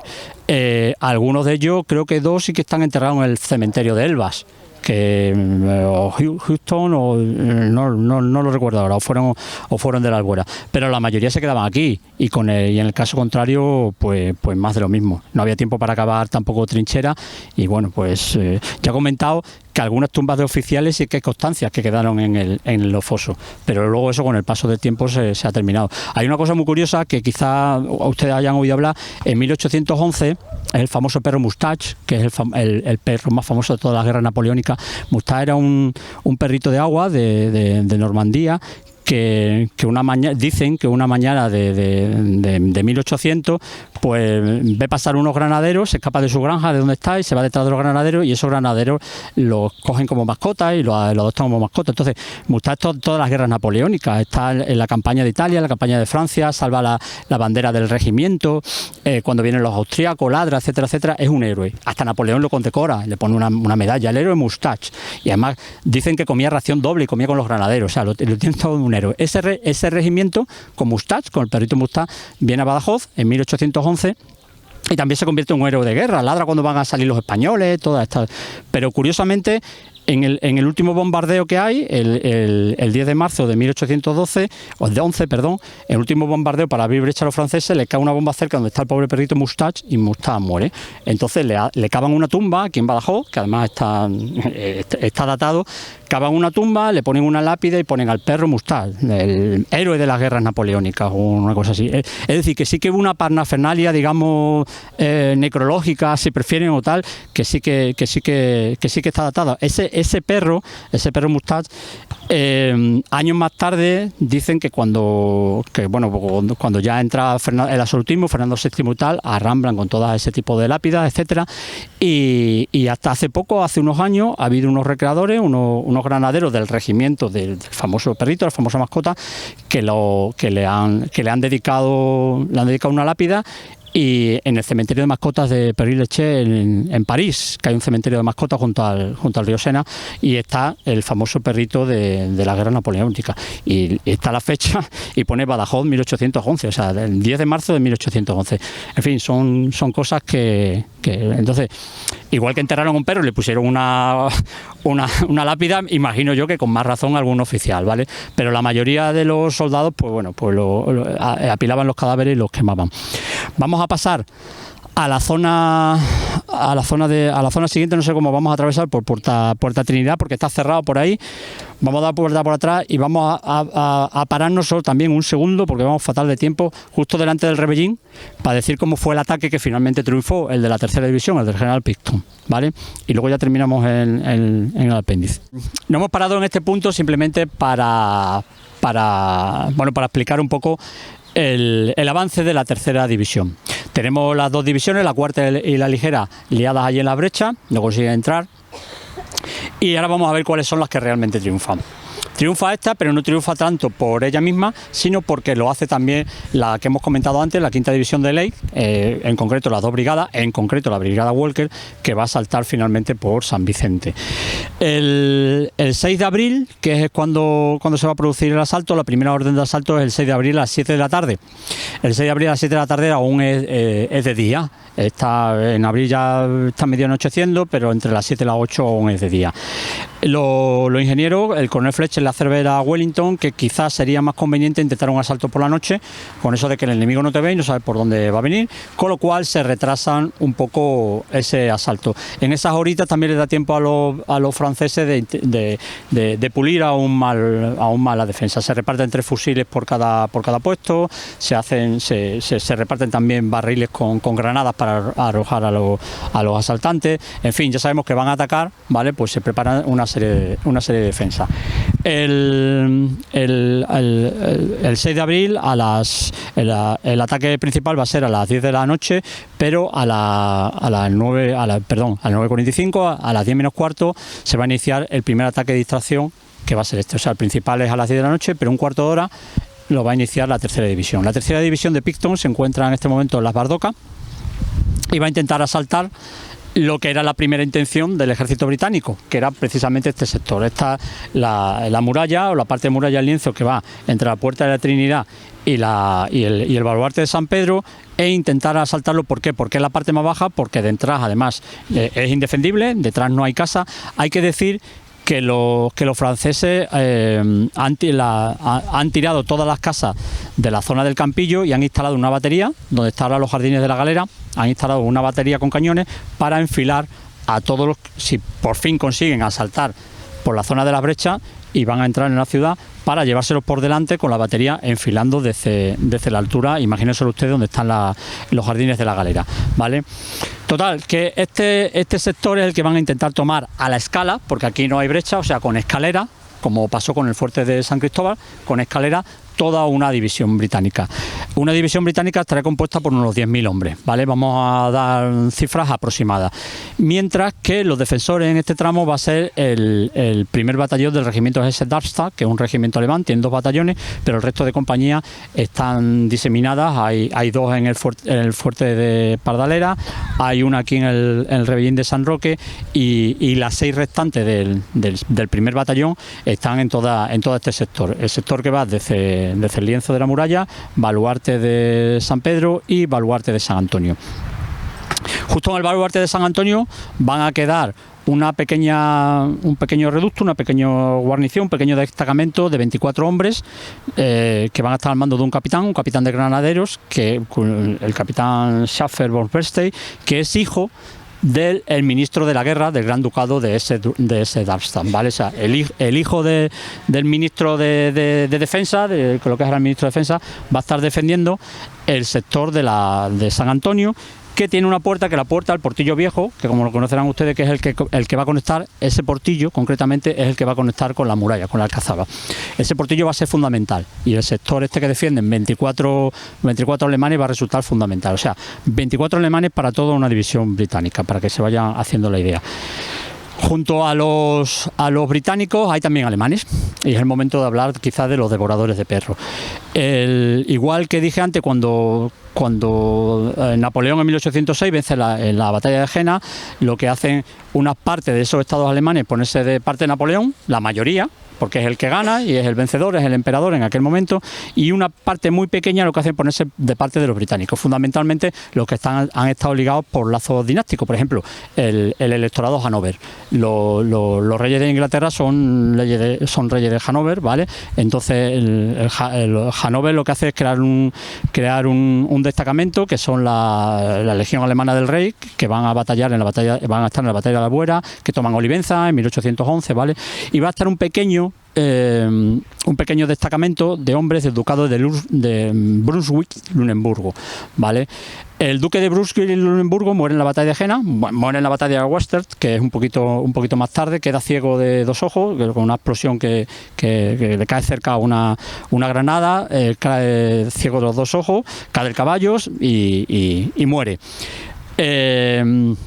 Lo va a suceder su hijo, el joven duque de Brunswick, y jura además vengar a su padre.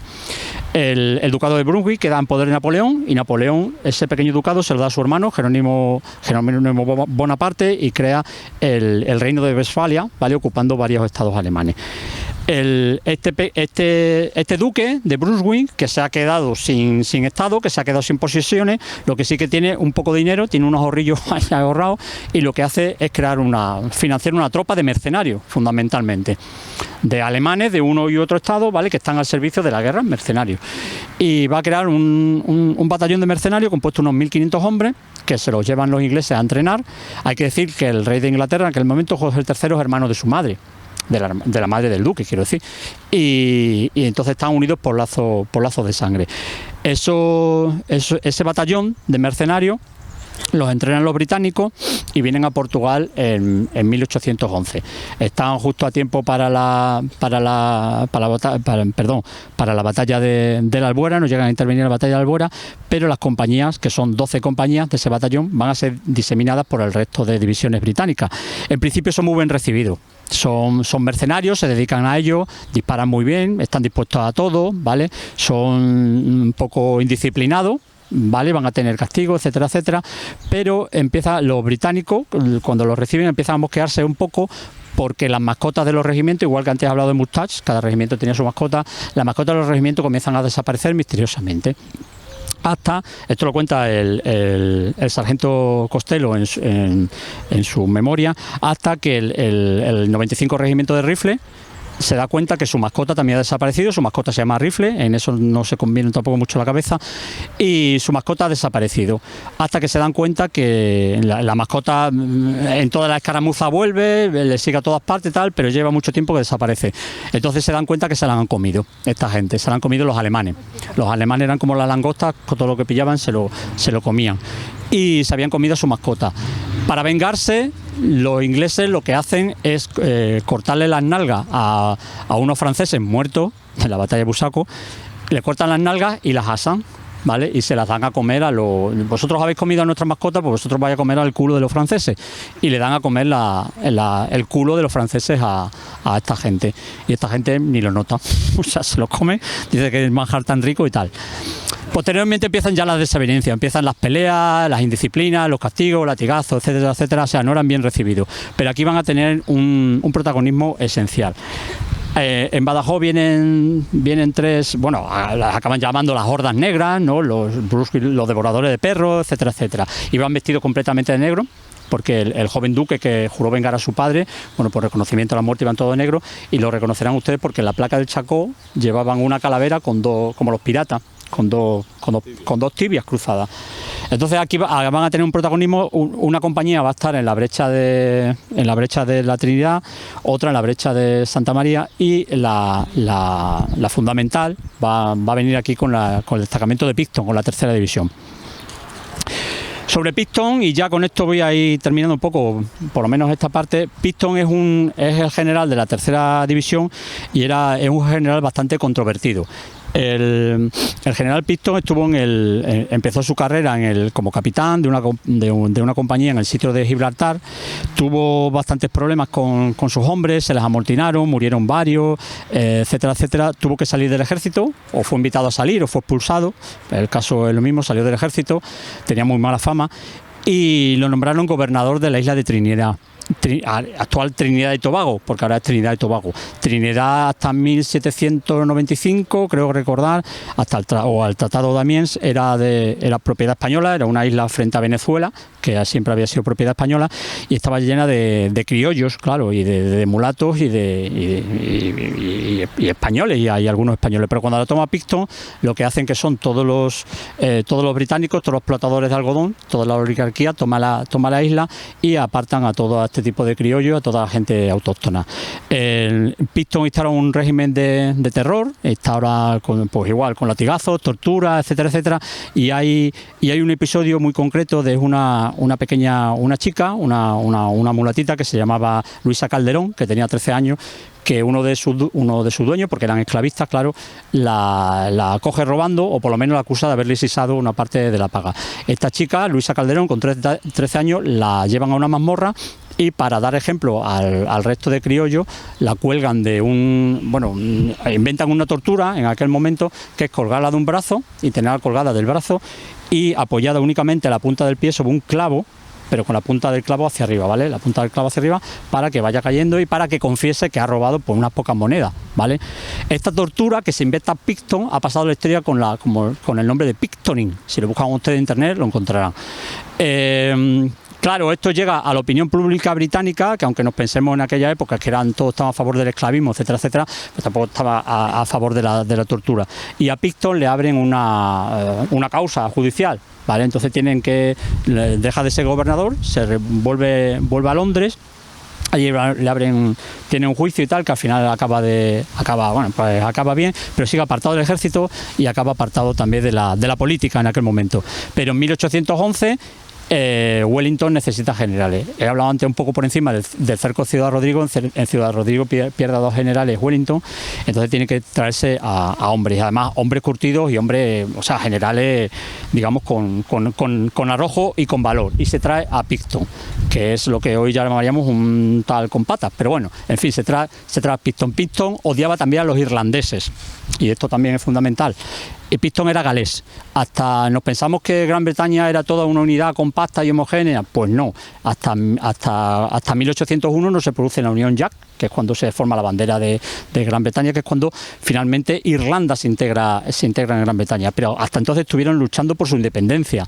Y el primer regimiento de Picton había luchado contra los irlandeses, ¿vale? Entonces aquí cuando finalmente los británicos consiguen sojuzgar o los ingleses consiguen sojuzgar a los irlandeses, los que hacen estos regimientos que habían luchado por su independencia se los llevan a todas partes del mundo, no los dejan allí en la isla, ¿vale? Hay un regimiento que son los Connaught Rangers, que precisamente son del condado de Connaught, que es el condado independentista de donde surge toda esta revuelta independentista, que son los que van a estar aquí. Ese regimiento se lo llevan a la India. De la India se lo llevan a Egipto, de Egipto se lo llevan a Buenos Aires, y finalmente cuando ya están medio domesticados se los traen aquí, a Badajoz, ¿vale? Esos son los que van a saltar a Alcazaba.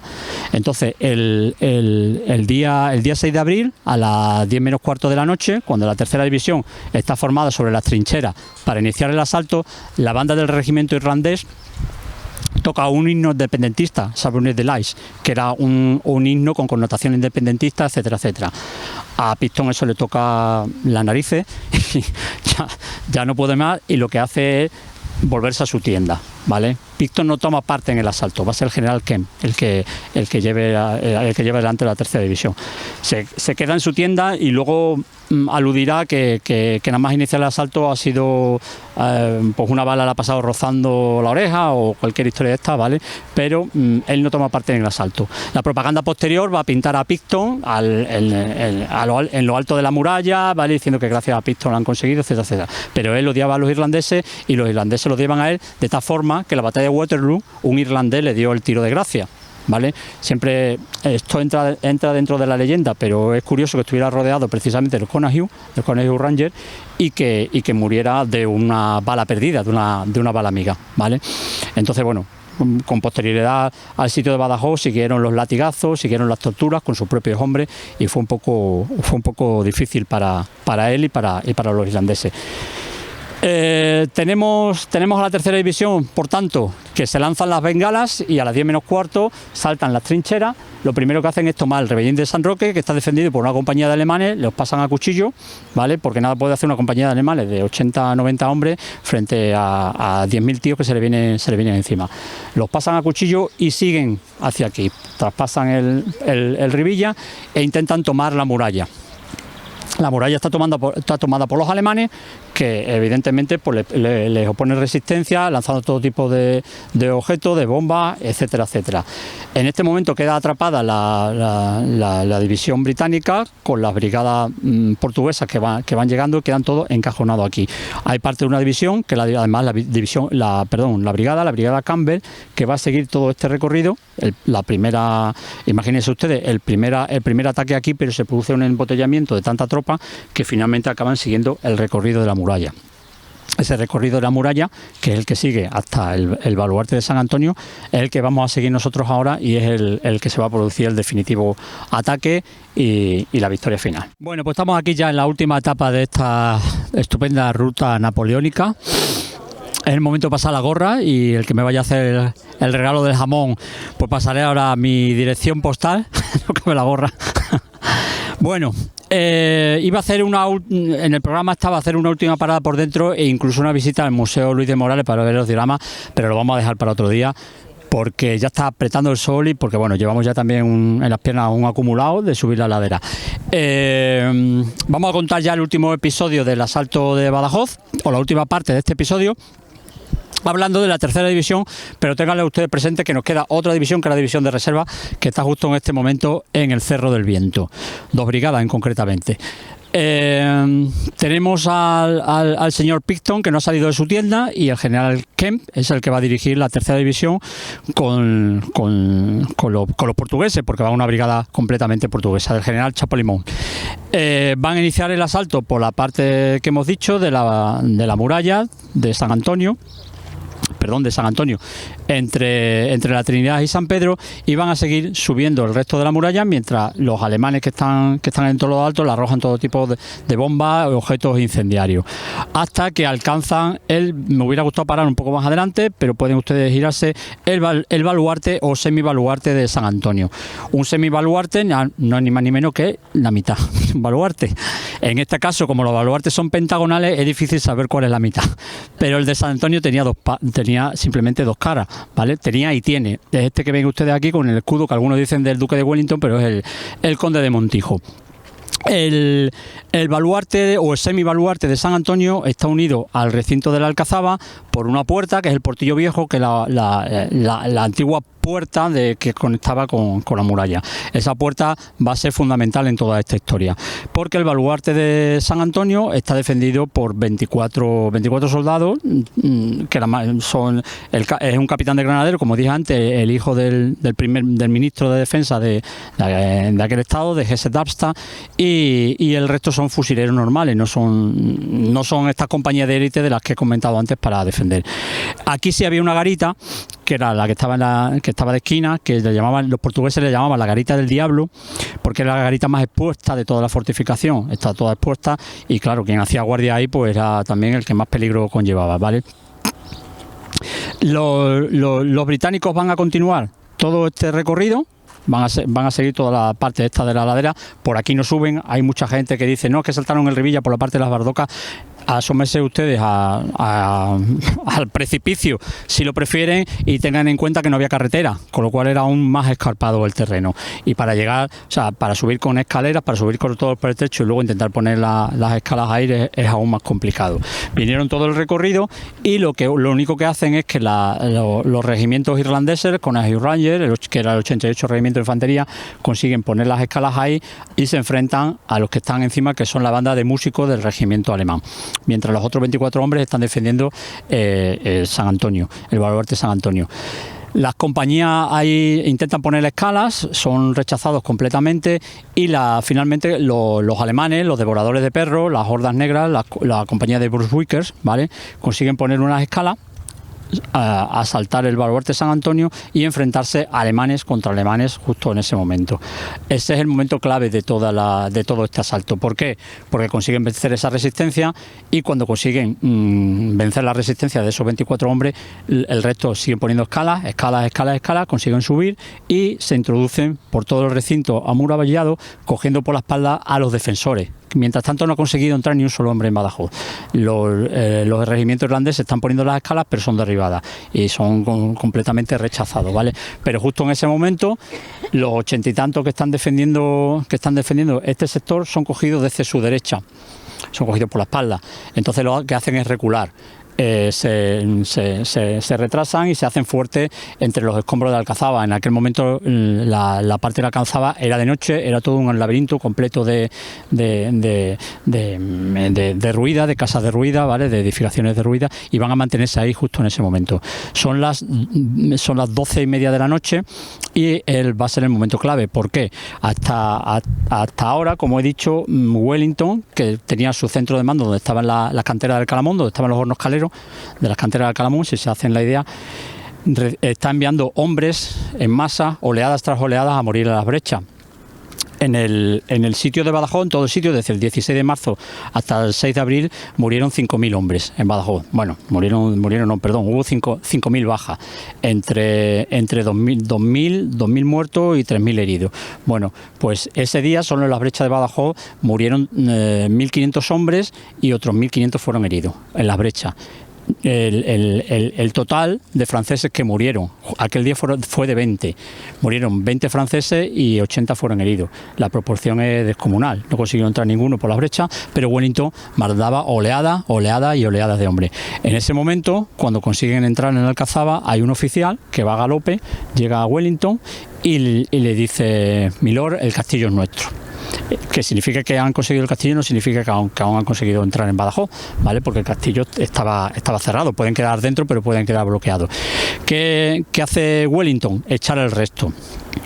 Os he comentado antes, el sector oriental estaba minado. Ellos sabían que estaban minados, los franceses lo sabían, que ellos lo sabían, porque los franceses había escapado su jefe de ingenieros, ¿vale? Y se había llevado los planos, con lo cual sabía que estaba. Pero ¿qué hace Wellington? Va a echar el resto, aunque esté minado, van a intentar circunvalar por la orilla del Guadiana e intentar tomar por asalto San Vicente, ¿vale? O sea, evitarnos los glacis que están minados y venir por la orilla del Guadiana y tomar San Vicente. ¿Por qué hace esto? San Vicente también estaba defendido por dos compañías del 9º Regimiento de Infantería Ligera. Eran soldados bisoños, eran soldados de un tercer batallón, que normalmente son conscriptos, son soldados que aún no están suficientemente entrenados, no están bregados, pero estaban defendiendo aquel sector porque estaban minados, da igual donde estuvieran. O sea, tampoco iban a tener una noche complicada, ¿vale? Sí que la tuvieron en aquel momento. ¿Por qué? Porque Wellington piensa que Philippon, que es el gobernador francés, va a hacer una cosa. ¿Qué va a hacer Philippon? Pues cuando Philippon se entera que están entrando en la muralla, va a enviar refuerzos. ¿De dónde envía esos refuerzos?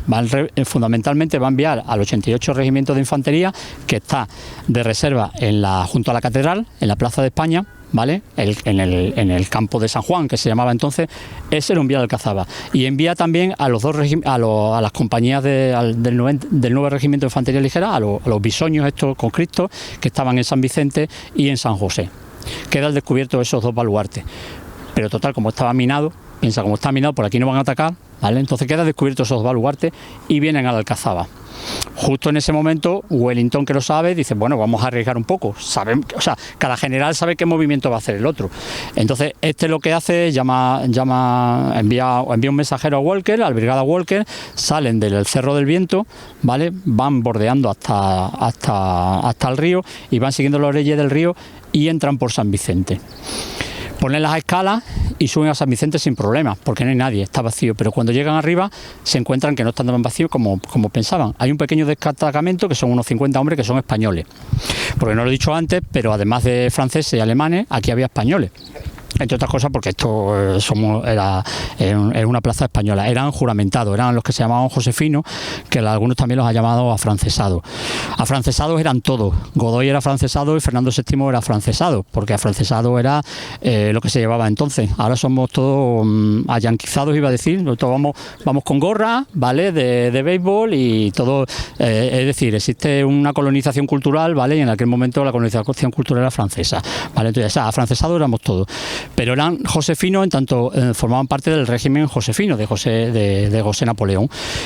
Antes he dicho que esto fue una guerra civil y hubo muchos que se estuvieron de parte del rey, legalmente constituido en aquel momento, y otros que estuvieron en otra parte. Entonces aquí hay una compañía de 50 hombres que son los que van a defender, españoles, que son los que van a defender aquella parte del baluarte.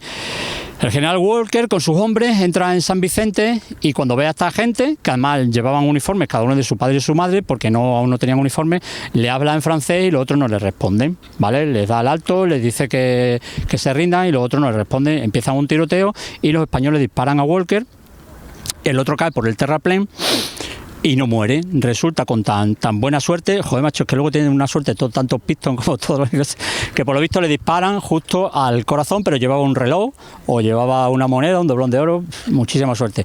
Se cae y tal, y bueno, no le pasa nada, se recupera. Walker va a ser uno de los héroes también del sitio de Badajoz, al igual que Piston. Si van al Museo de la Ciudad encontrarán un blasón, que es el blasón de Baronet, lo nombran Baronet. Baronet es una especie de hidalgo, no está dentro de la nobleza, y es muy curioso porque verán el nombre de Badajoz y una corona amurallada que representa también la ciudad, le dieron el título a Walker. Pero Walker no hizo nada más, o sea, nada más y nada menos que entrar dentro de un baluarte que estaba vacío, ¿vale? No nos andemos ahora con que allí también hubo guerra. Aquello está vacío. Walker lo que hace es ir recorriendo todos los baluartes, es decir, el de San Vicente está vacío, el de San José también, en el resto de Santiago queda allí una pequeña guarnición, pero les van dando el alto, se les va viniendo, a la vez que se le vienen todos los británicos por aquí, a los franceses se les van recorriendo todos los baluartes hasta la brecha. ¿Aquí qué pasa?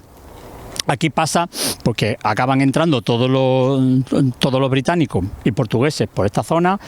Los alemanes se retrasan, el resto consiguen poner las escalas, van entrando en la Alcazaba y llega un momento en que los alemanes se salen de la Alcazaba. Cuando van a salir por las puertas de la Alcazaba se encuentran con el 88 Regimiento de Infantería Francesa, que ha sido mandado por Filipón para atacar para que los británicos no salgan precisamente por la puerta del Capitel, y se lían a tiros con los alemanes, que son sus aliados, ¿vale? Los alemanes son pillados entre dos fuegos, entre los que vienen por atrás y los propios franceses que nos están disparando, confundiéndonos o no con los británicos, ¿vale? Y la mayoría mueren ahí. A raíz de ahí, pues empiezan a entrar oleadas de británicos por la ciudad. Se empieza a escuchar el trompín francés, aquel de que hablamos, de retirada, del portugués, que dice él que lo tocó, y los defensores de la brecha comienzan a retirarse, los británicos comienzan a recuperar todos los baluartes, ¿vale? Y a hacer prisioneros a todos los franceses. Entonces, cuando se comienza, bueno, pues comienza toda la ola esta de crímenes, de asesinatos, etcétera, etcétera, de locura colectiva durante 3 días, de todos los soldados británicos en Badajoz. En Badajoz, ¿quién quedaba? Badajoz entonces en aquel momento era una ciudad de 15.000 almas, o que se hablaba entonces, pero la mayoría de los habitantes pudientes y con recursos habían escapado ya hace tiempo. La mayoría de las familias estaban en Campo Mayor, pero justo en el momento que se produce el cerco británico, el gobernador Filipón deja salir a todos los habitantes que no quieran luchar o no quieran continuar la resistencia. La mayoría sale, solo quedan en Badajoz viejos, gente muy mayor, gente que no se puede mover, ¿vale? Inválidos, enfermos, etcétera, etcétera, y fundamentalmente monjas, porque esto, además de conventos, estaba plagado además de cuarteles, estaba plagado de conventos. Entonces lo que quedan son monjas. Y ya digo, y mayor y tal. Creo que son unas 150 personas las que según las crónicas acaban muriendo aquel día o en los días sucesivos. Los británicos la emprenden con la población de Badajoz, por su patrimonio, queman, roban, asaltan las iglesias, asaltan la catedral. Durante 3 días hay barra libre. Se cuenta que algunos incluso mueren en el propio alcohol porque descubren un almacén lleno de aguardiente portugués, rompen la barrica, empiezan a beber, aquellos se cubren. En fin, hay es una locura colectiva. Hay algunas monjas que son violadas, otras son vapuleadas, etcétera, etcétera. En toda esta locura colectiva hay está entre las leyendas que se cuentan, parece que es verdad, es el milagro del pregón, que son las monjas de Santa Ana que abandonan el convento de Santa Ana durante el cerco y se refugian en la casa de Ordenando, en la de los Paules, y dicen que allí sí que hay un cura, que es el presbítero Juan Roca, y empiezan a rezar. Hay un pregón previo y tal, el pregón les dice que recen, mientras tanto están escuchando golpes fuera, están escuchando las bombas, están escuchando los asesinatos, etcétera, y del momento, mientras están rezando, se escucha un silencio, no se oye nada más. Perdón, he dicho se escucha un silencio. Bueno, no se escucha nada. Entreabren un poco la puerta y por la rendija ve que hay como un soldado angelical que está en la puerta guardando. Pasa el resto de toda esta gente loca y tal, y el resto de la barbarie, y al día siguiente ese soldado ya no está allí, ¿vale? Entonces ese es el milagro del pregón. El pregón del presbítero Juan Roca lo conservan las monjas de Santa Ana, y según la tradición se dice que el 6 de abril lo deben leer toda. Hay una tradición que dice que Sorcelina lo guarda también con eso, como oro en paño, y todos los 6 de abril es una tradición que leen las monjas de Santa Ana en recuerdo a la locura aquella y al ángel que las protegió. En cuanto a leyenda, y con esto ya podría ir terminando, la primera de las leyendas que dicen o que se cuentan los británicos, el famoso Badajoz Day, del que todos nos sentimos muy orgullosos, pero bueno, los anglosajones tienen days para todo, también a un Albuera Day, no sé si lo saben ustedes, y un Bertín Osborne Day, que además lo ha escuchado Bertín Osborne en Miami, mientras estaba en Miami, rescató a alguien de allí del mar y le pusieron también un day, no sé si el Osborne Day o el Bertín Day, pero es muy propio de o sea, que no nos montemos historia con el Badajoz Day, ¿vale? Que tampoco es para tanto. El Badajoz Day está basado en una leyenda apócrifa, en una memoria del teniente bueno, ahora no recuerdo, si tampoco lo vamos a recordar. Que dice que el teniente James Macpherson, cuando consiguen asaltar la Alcazaba de Badajoz, llega a la Torre de Santa María y arría la bandera francesa. Aquí había dos banderas francesas sobre Badajoz. Una estaba en la luneta de la Picuriña, la toman los británicos, la llevan enseguida a Inglaterra y tal, porque es muy importante ese trofeo, y la otra estaba sobre la iglesia de Santa María para que se viera en todos los contornos. La leyenda dice que arría la bandera y que no encuentra qué bandera poner en su lugar, no encuentra la leyenda británica o la bandera británica, total que se quita la chaqueta, que es roja, y la sube, para que Wellington vea que efectivamente la Alcazaba ha sido tomada. Le he dicho que Wellington, el primero, que era de noche, o sea que ni aunque Wellington hubiera estado aquí hubiera visto la bandera, pero Wellington se encontraba, como le he comentado antes, en el Calamón, las canteras del Calamón. Eso, o sea, yo de verdad, por más que he buscado el documento, no lo encuentro por ningún lado. Se dice que efectivamente bajó la bandera francesa, pero por ningún lado se cuenta que subiera una casaca.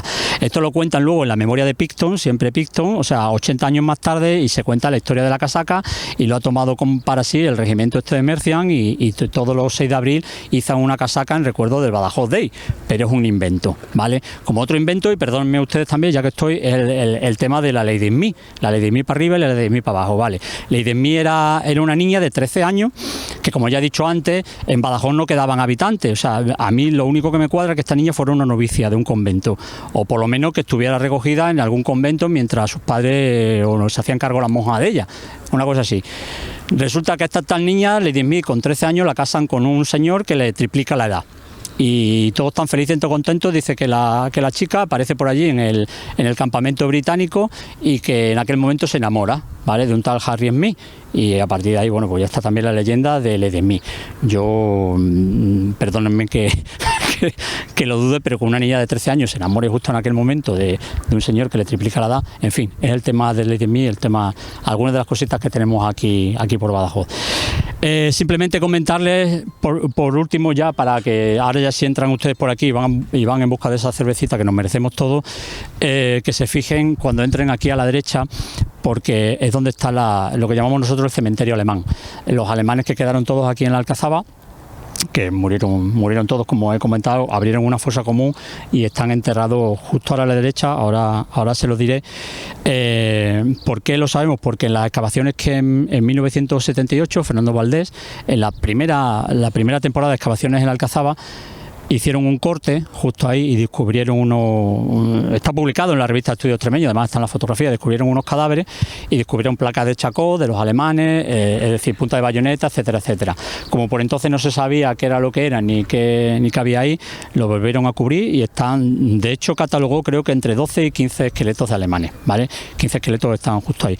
Entonces, aprovechando la recreación que se hizo hace apenas mes y medio con los recreadores, que no ha podido venir Juan Carlos Romero, si no se lo contaría mejor él, le hicimos ahí un reconocimiento y hemos puesto una placa donde está el regimiento alemán, y yo compré un ramo de flores que curiosamente sigue ahí, el ramo de flores, un poco seca y marchitas ya, pero continúa en su lugar, lo cual es raro. En primer lugar, que no se hayan llevado la plaquita, y en segundo, lo del ramo de flores. Pero bueno, no sé, por mi parte nada más.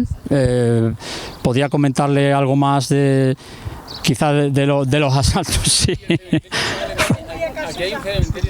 Hay una fosa común con los alemanes que murieron, que están ahí. Además están datados quién podría ser. Hay un sargento mayor, hay un capitán, en fin, algunos están ahí. Sí, yo hablé porque en su momento, con todo esto del regimiento de los alemanes, si ustedes han estado en Juste, está el regimiento de los alemanes en Juste. Entonces hay una asociación alemana que se dedica a recuperar a todos estos combatientes de las guerras mundiales. Los alemanes han guerreado todas, como los españoles, bueno, y se dedica a recuperarlo, y en los años 80 lo que hizo fue recuperar a todos aquellos que habían, bueno, hay cementerios alemanes por toda Europa, recuperaron a todos los combatientes de la Primera y Segunda Guerra Mundial que habían caído en las playas, por ejemplo, por los náufragos que habían llegado a las playas de Málaga, y los habían enterrado allí como tal. Un avión que había caído sobre Toledo, lo fueron recogiendo todo y lo llevaron a Yuste, porque estaban cerca del emperador, ¿vale? Para que estuvieran ya cerca del emperador y tal. Y es curioso porque una de las más reconocidas, tienen todos sus nombres, los nombres en cada cruz tienen los nombres de los alemanes, y está Paul Newman. Y es uno de los más reconocidos, ¿vale? Entonces la gente curioso porque se hace la foto en la tumba de Paul Newman, que no es Paul Newman, pero Newman es un apellido alemán. Y entonces yo se lo comenté a esta asociación y le dije, oye, vamos a poner en valor, porque además sería un recurso de primer orden también, porque todo esto de las recreaciones, sobre todo para alemanes, turistas británicos y tal, vendrían también a Alcazaba, además que no molestan, están ahí, y me dijeron que ellos no tenían nada que ver porque su periodo iba de la primera Guerra Mundial para acá, la Guerra Napoleónica, eso no. Con lo cual tenemos vía libre para hacer con ellos nuestro pequeño cementerio alemán o nuestro pequeño recordatorio, ¿vale? Yo creo que un poco se los merecen, porque ya que en el monolito no consta por ningún lado, por lo menos ahí que estuvieron. Entonces, si me disculpan, y lo dejamos, si no, para la siguiente.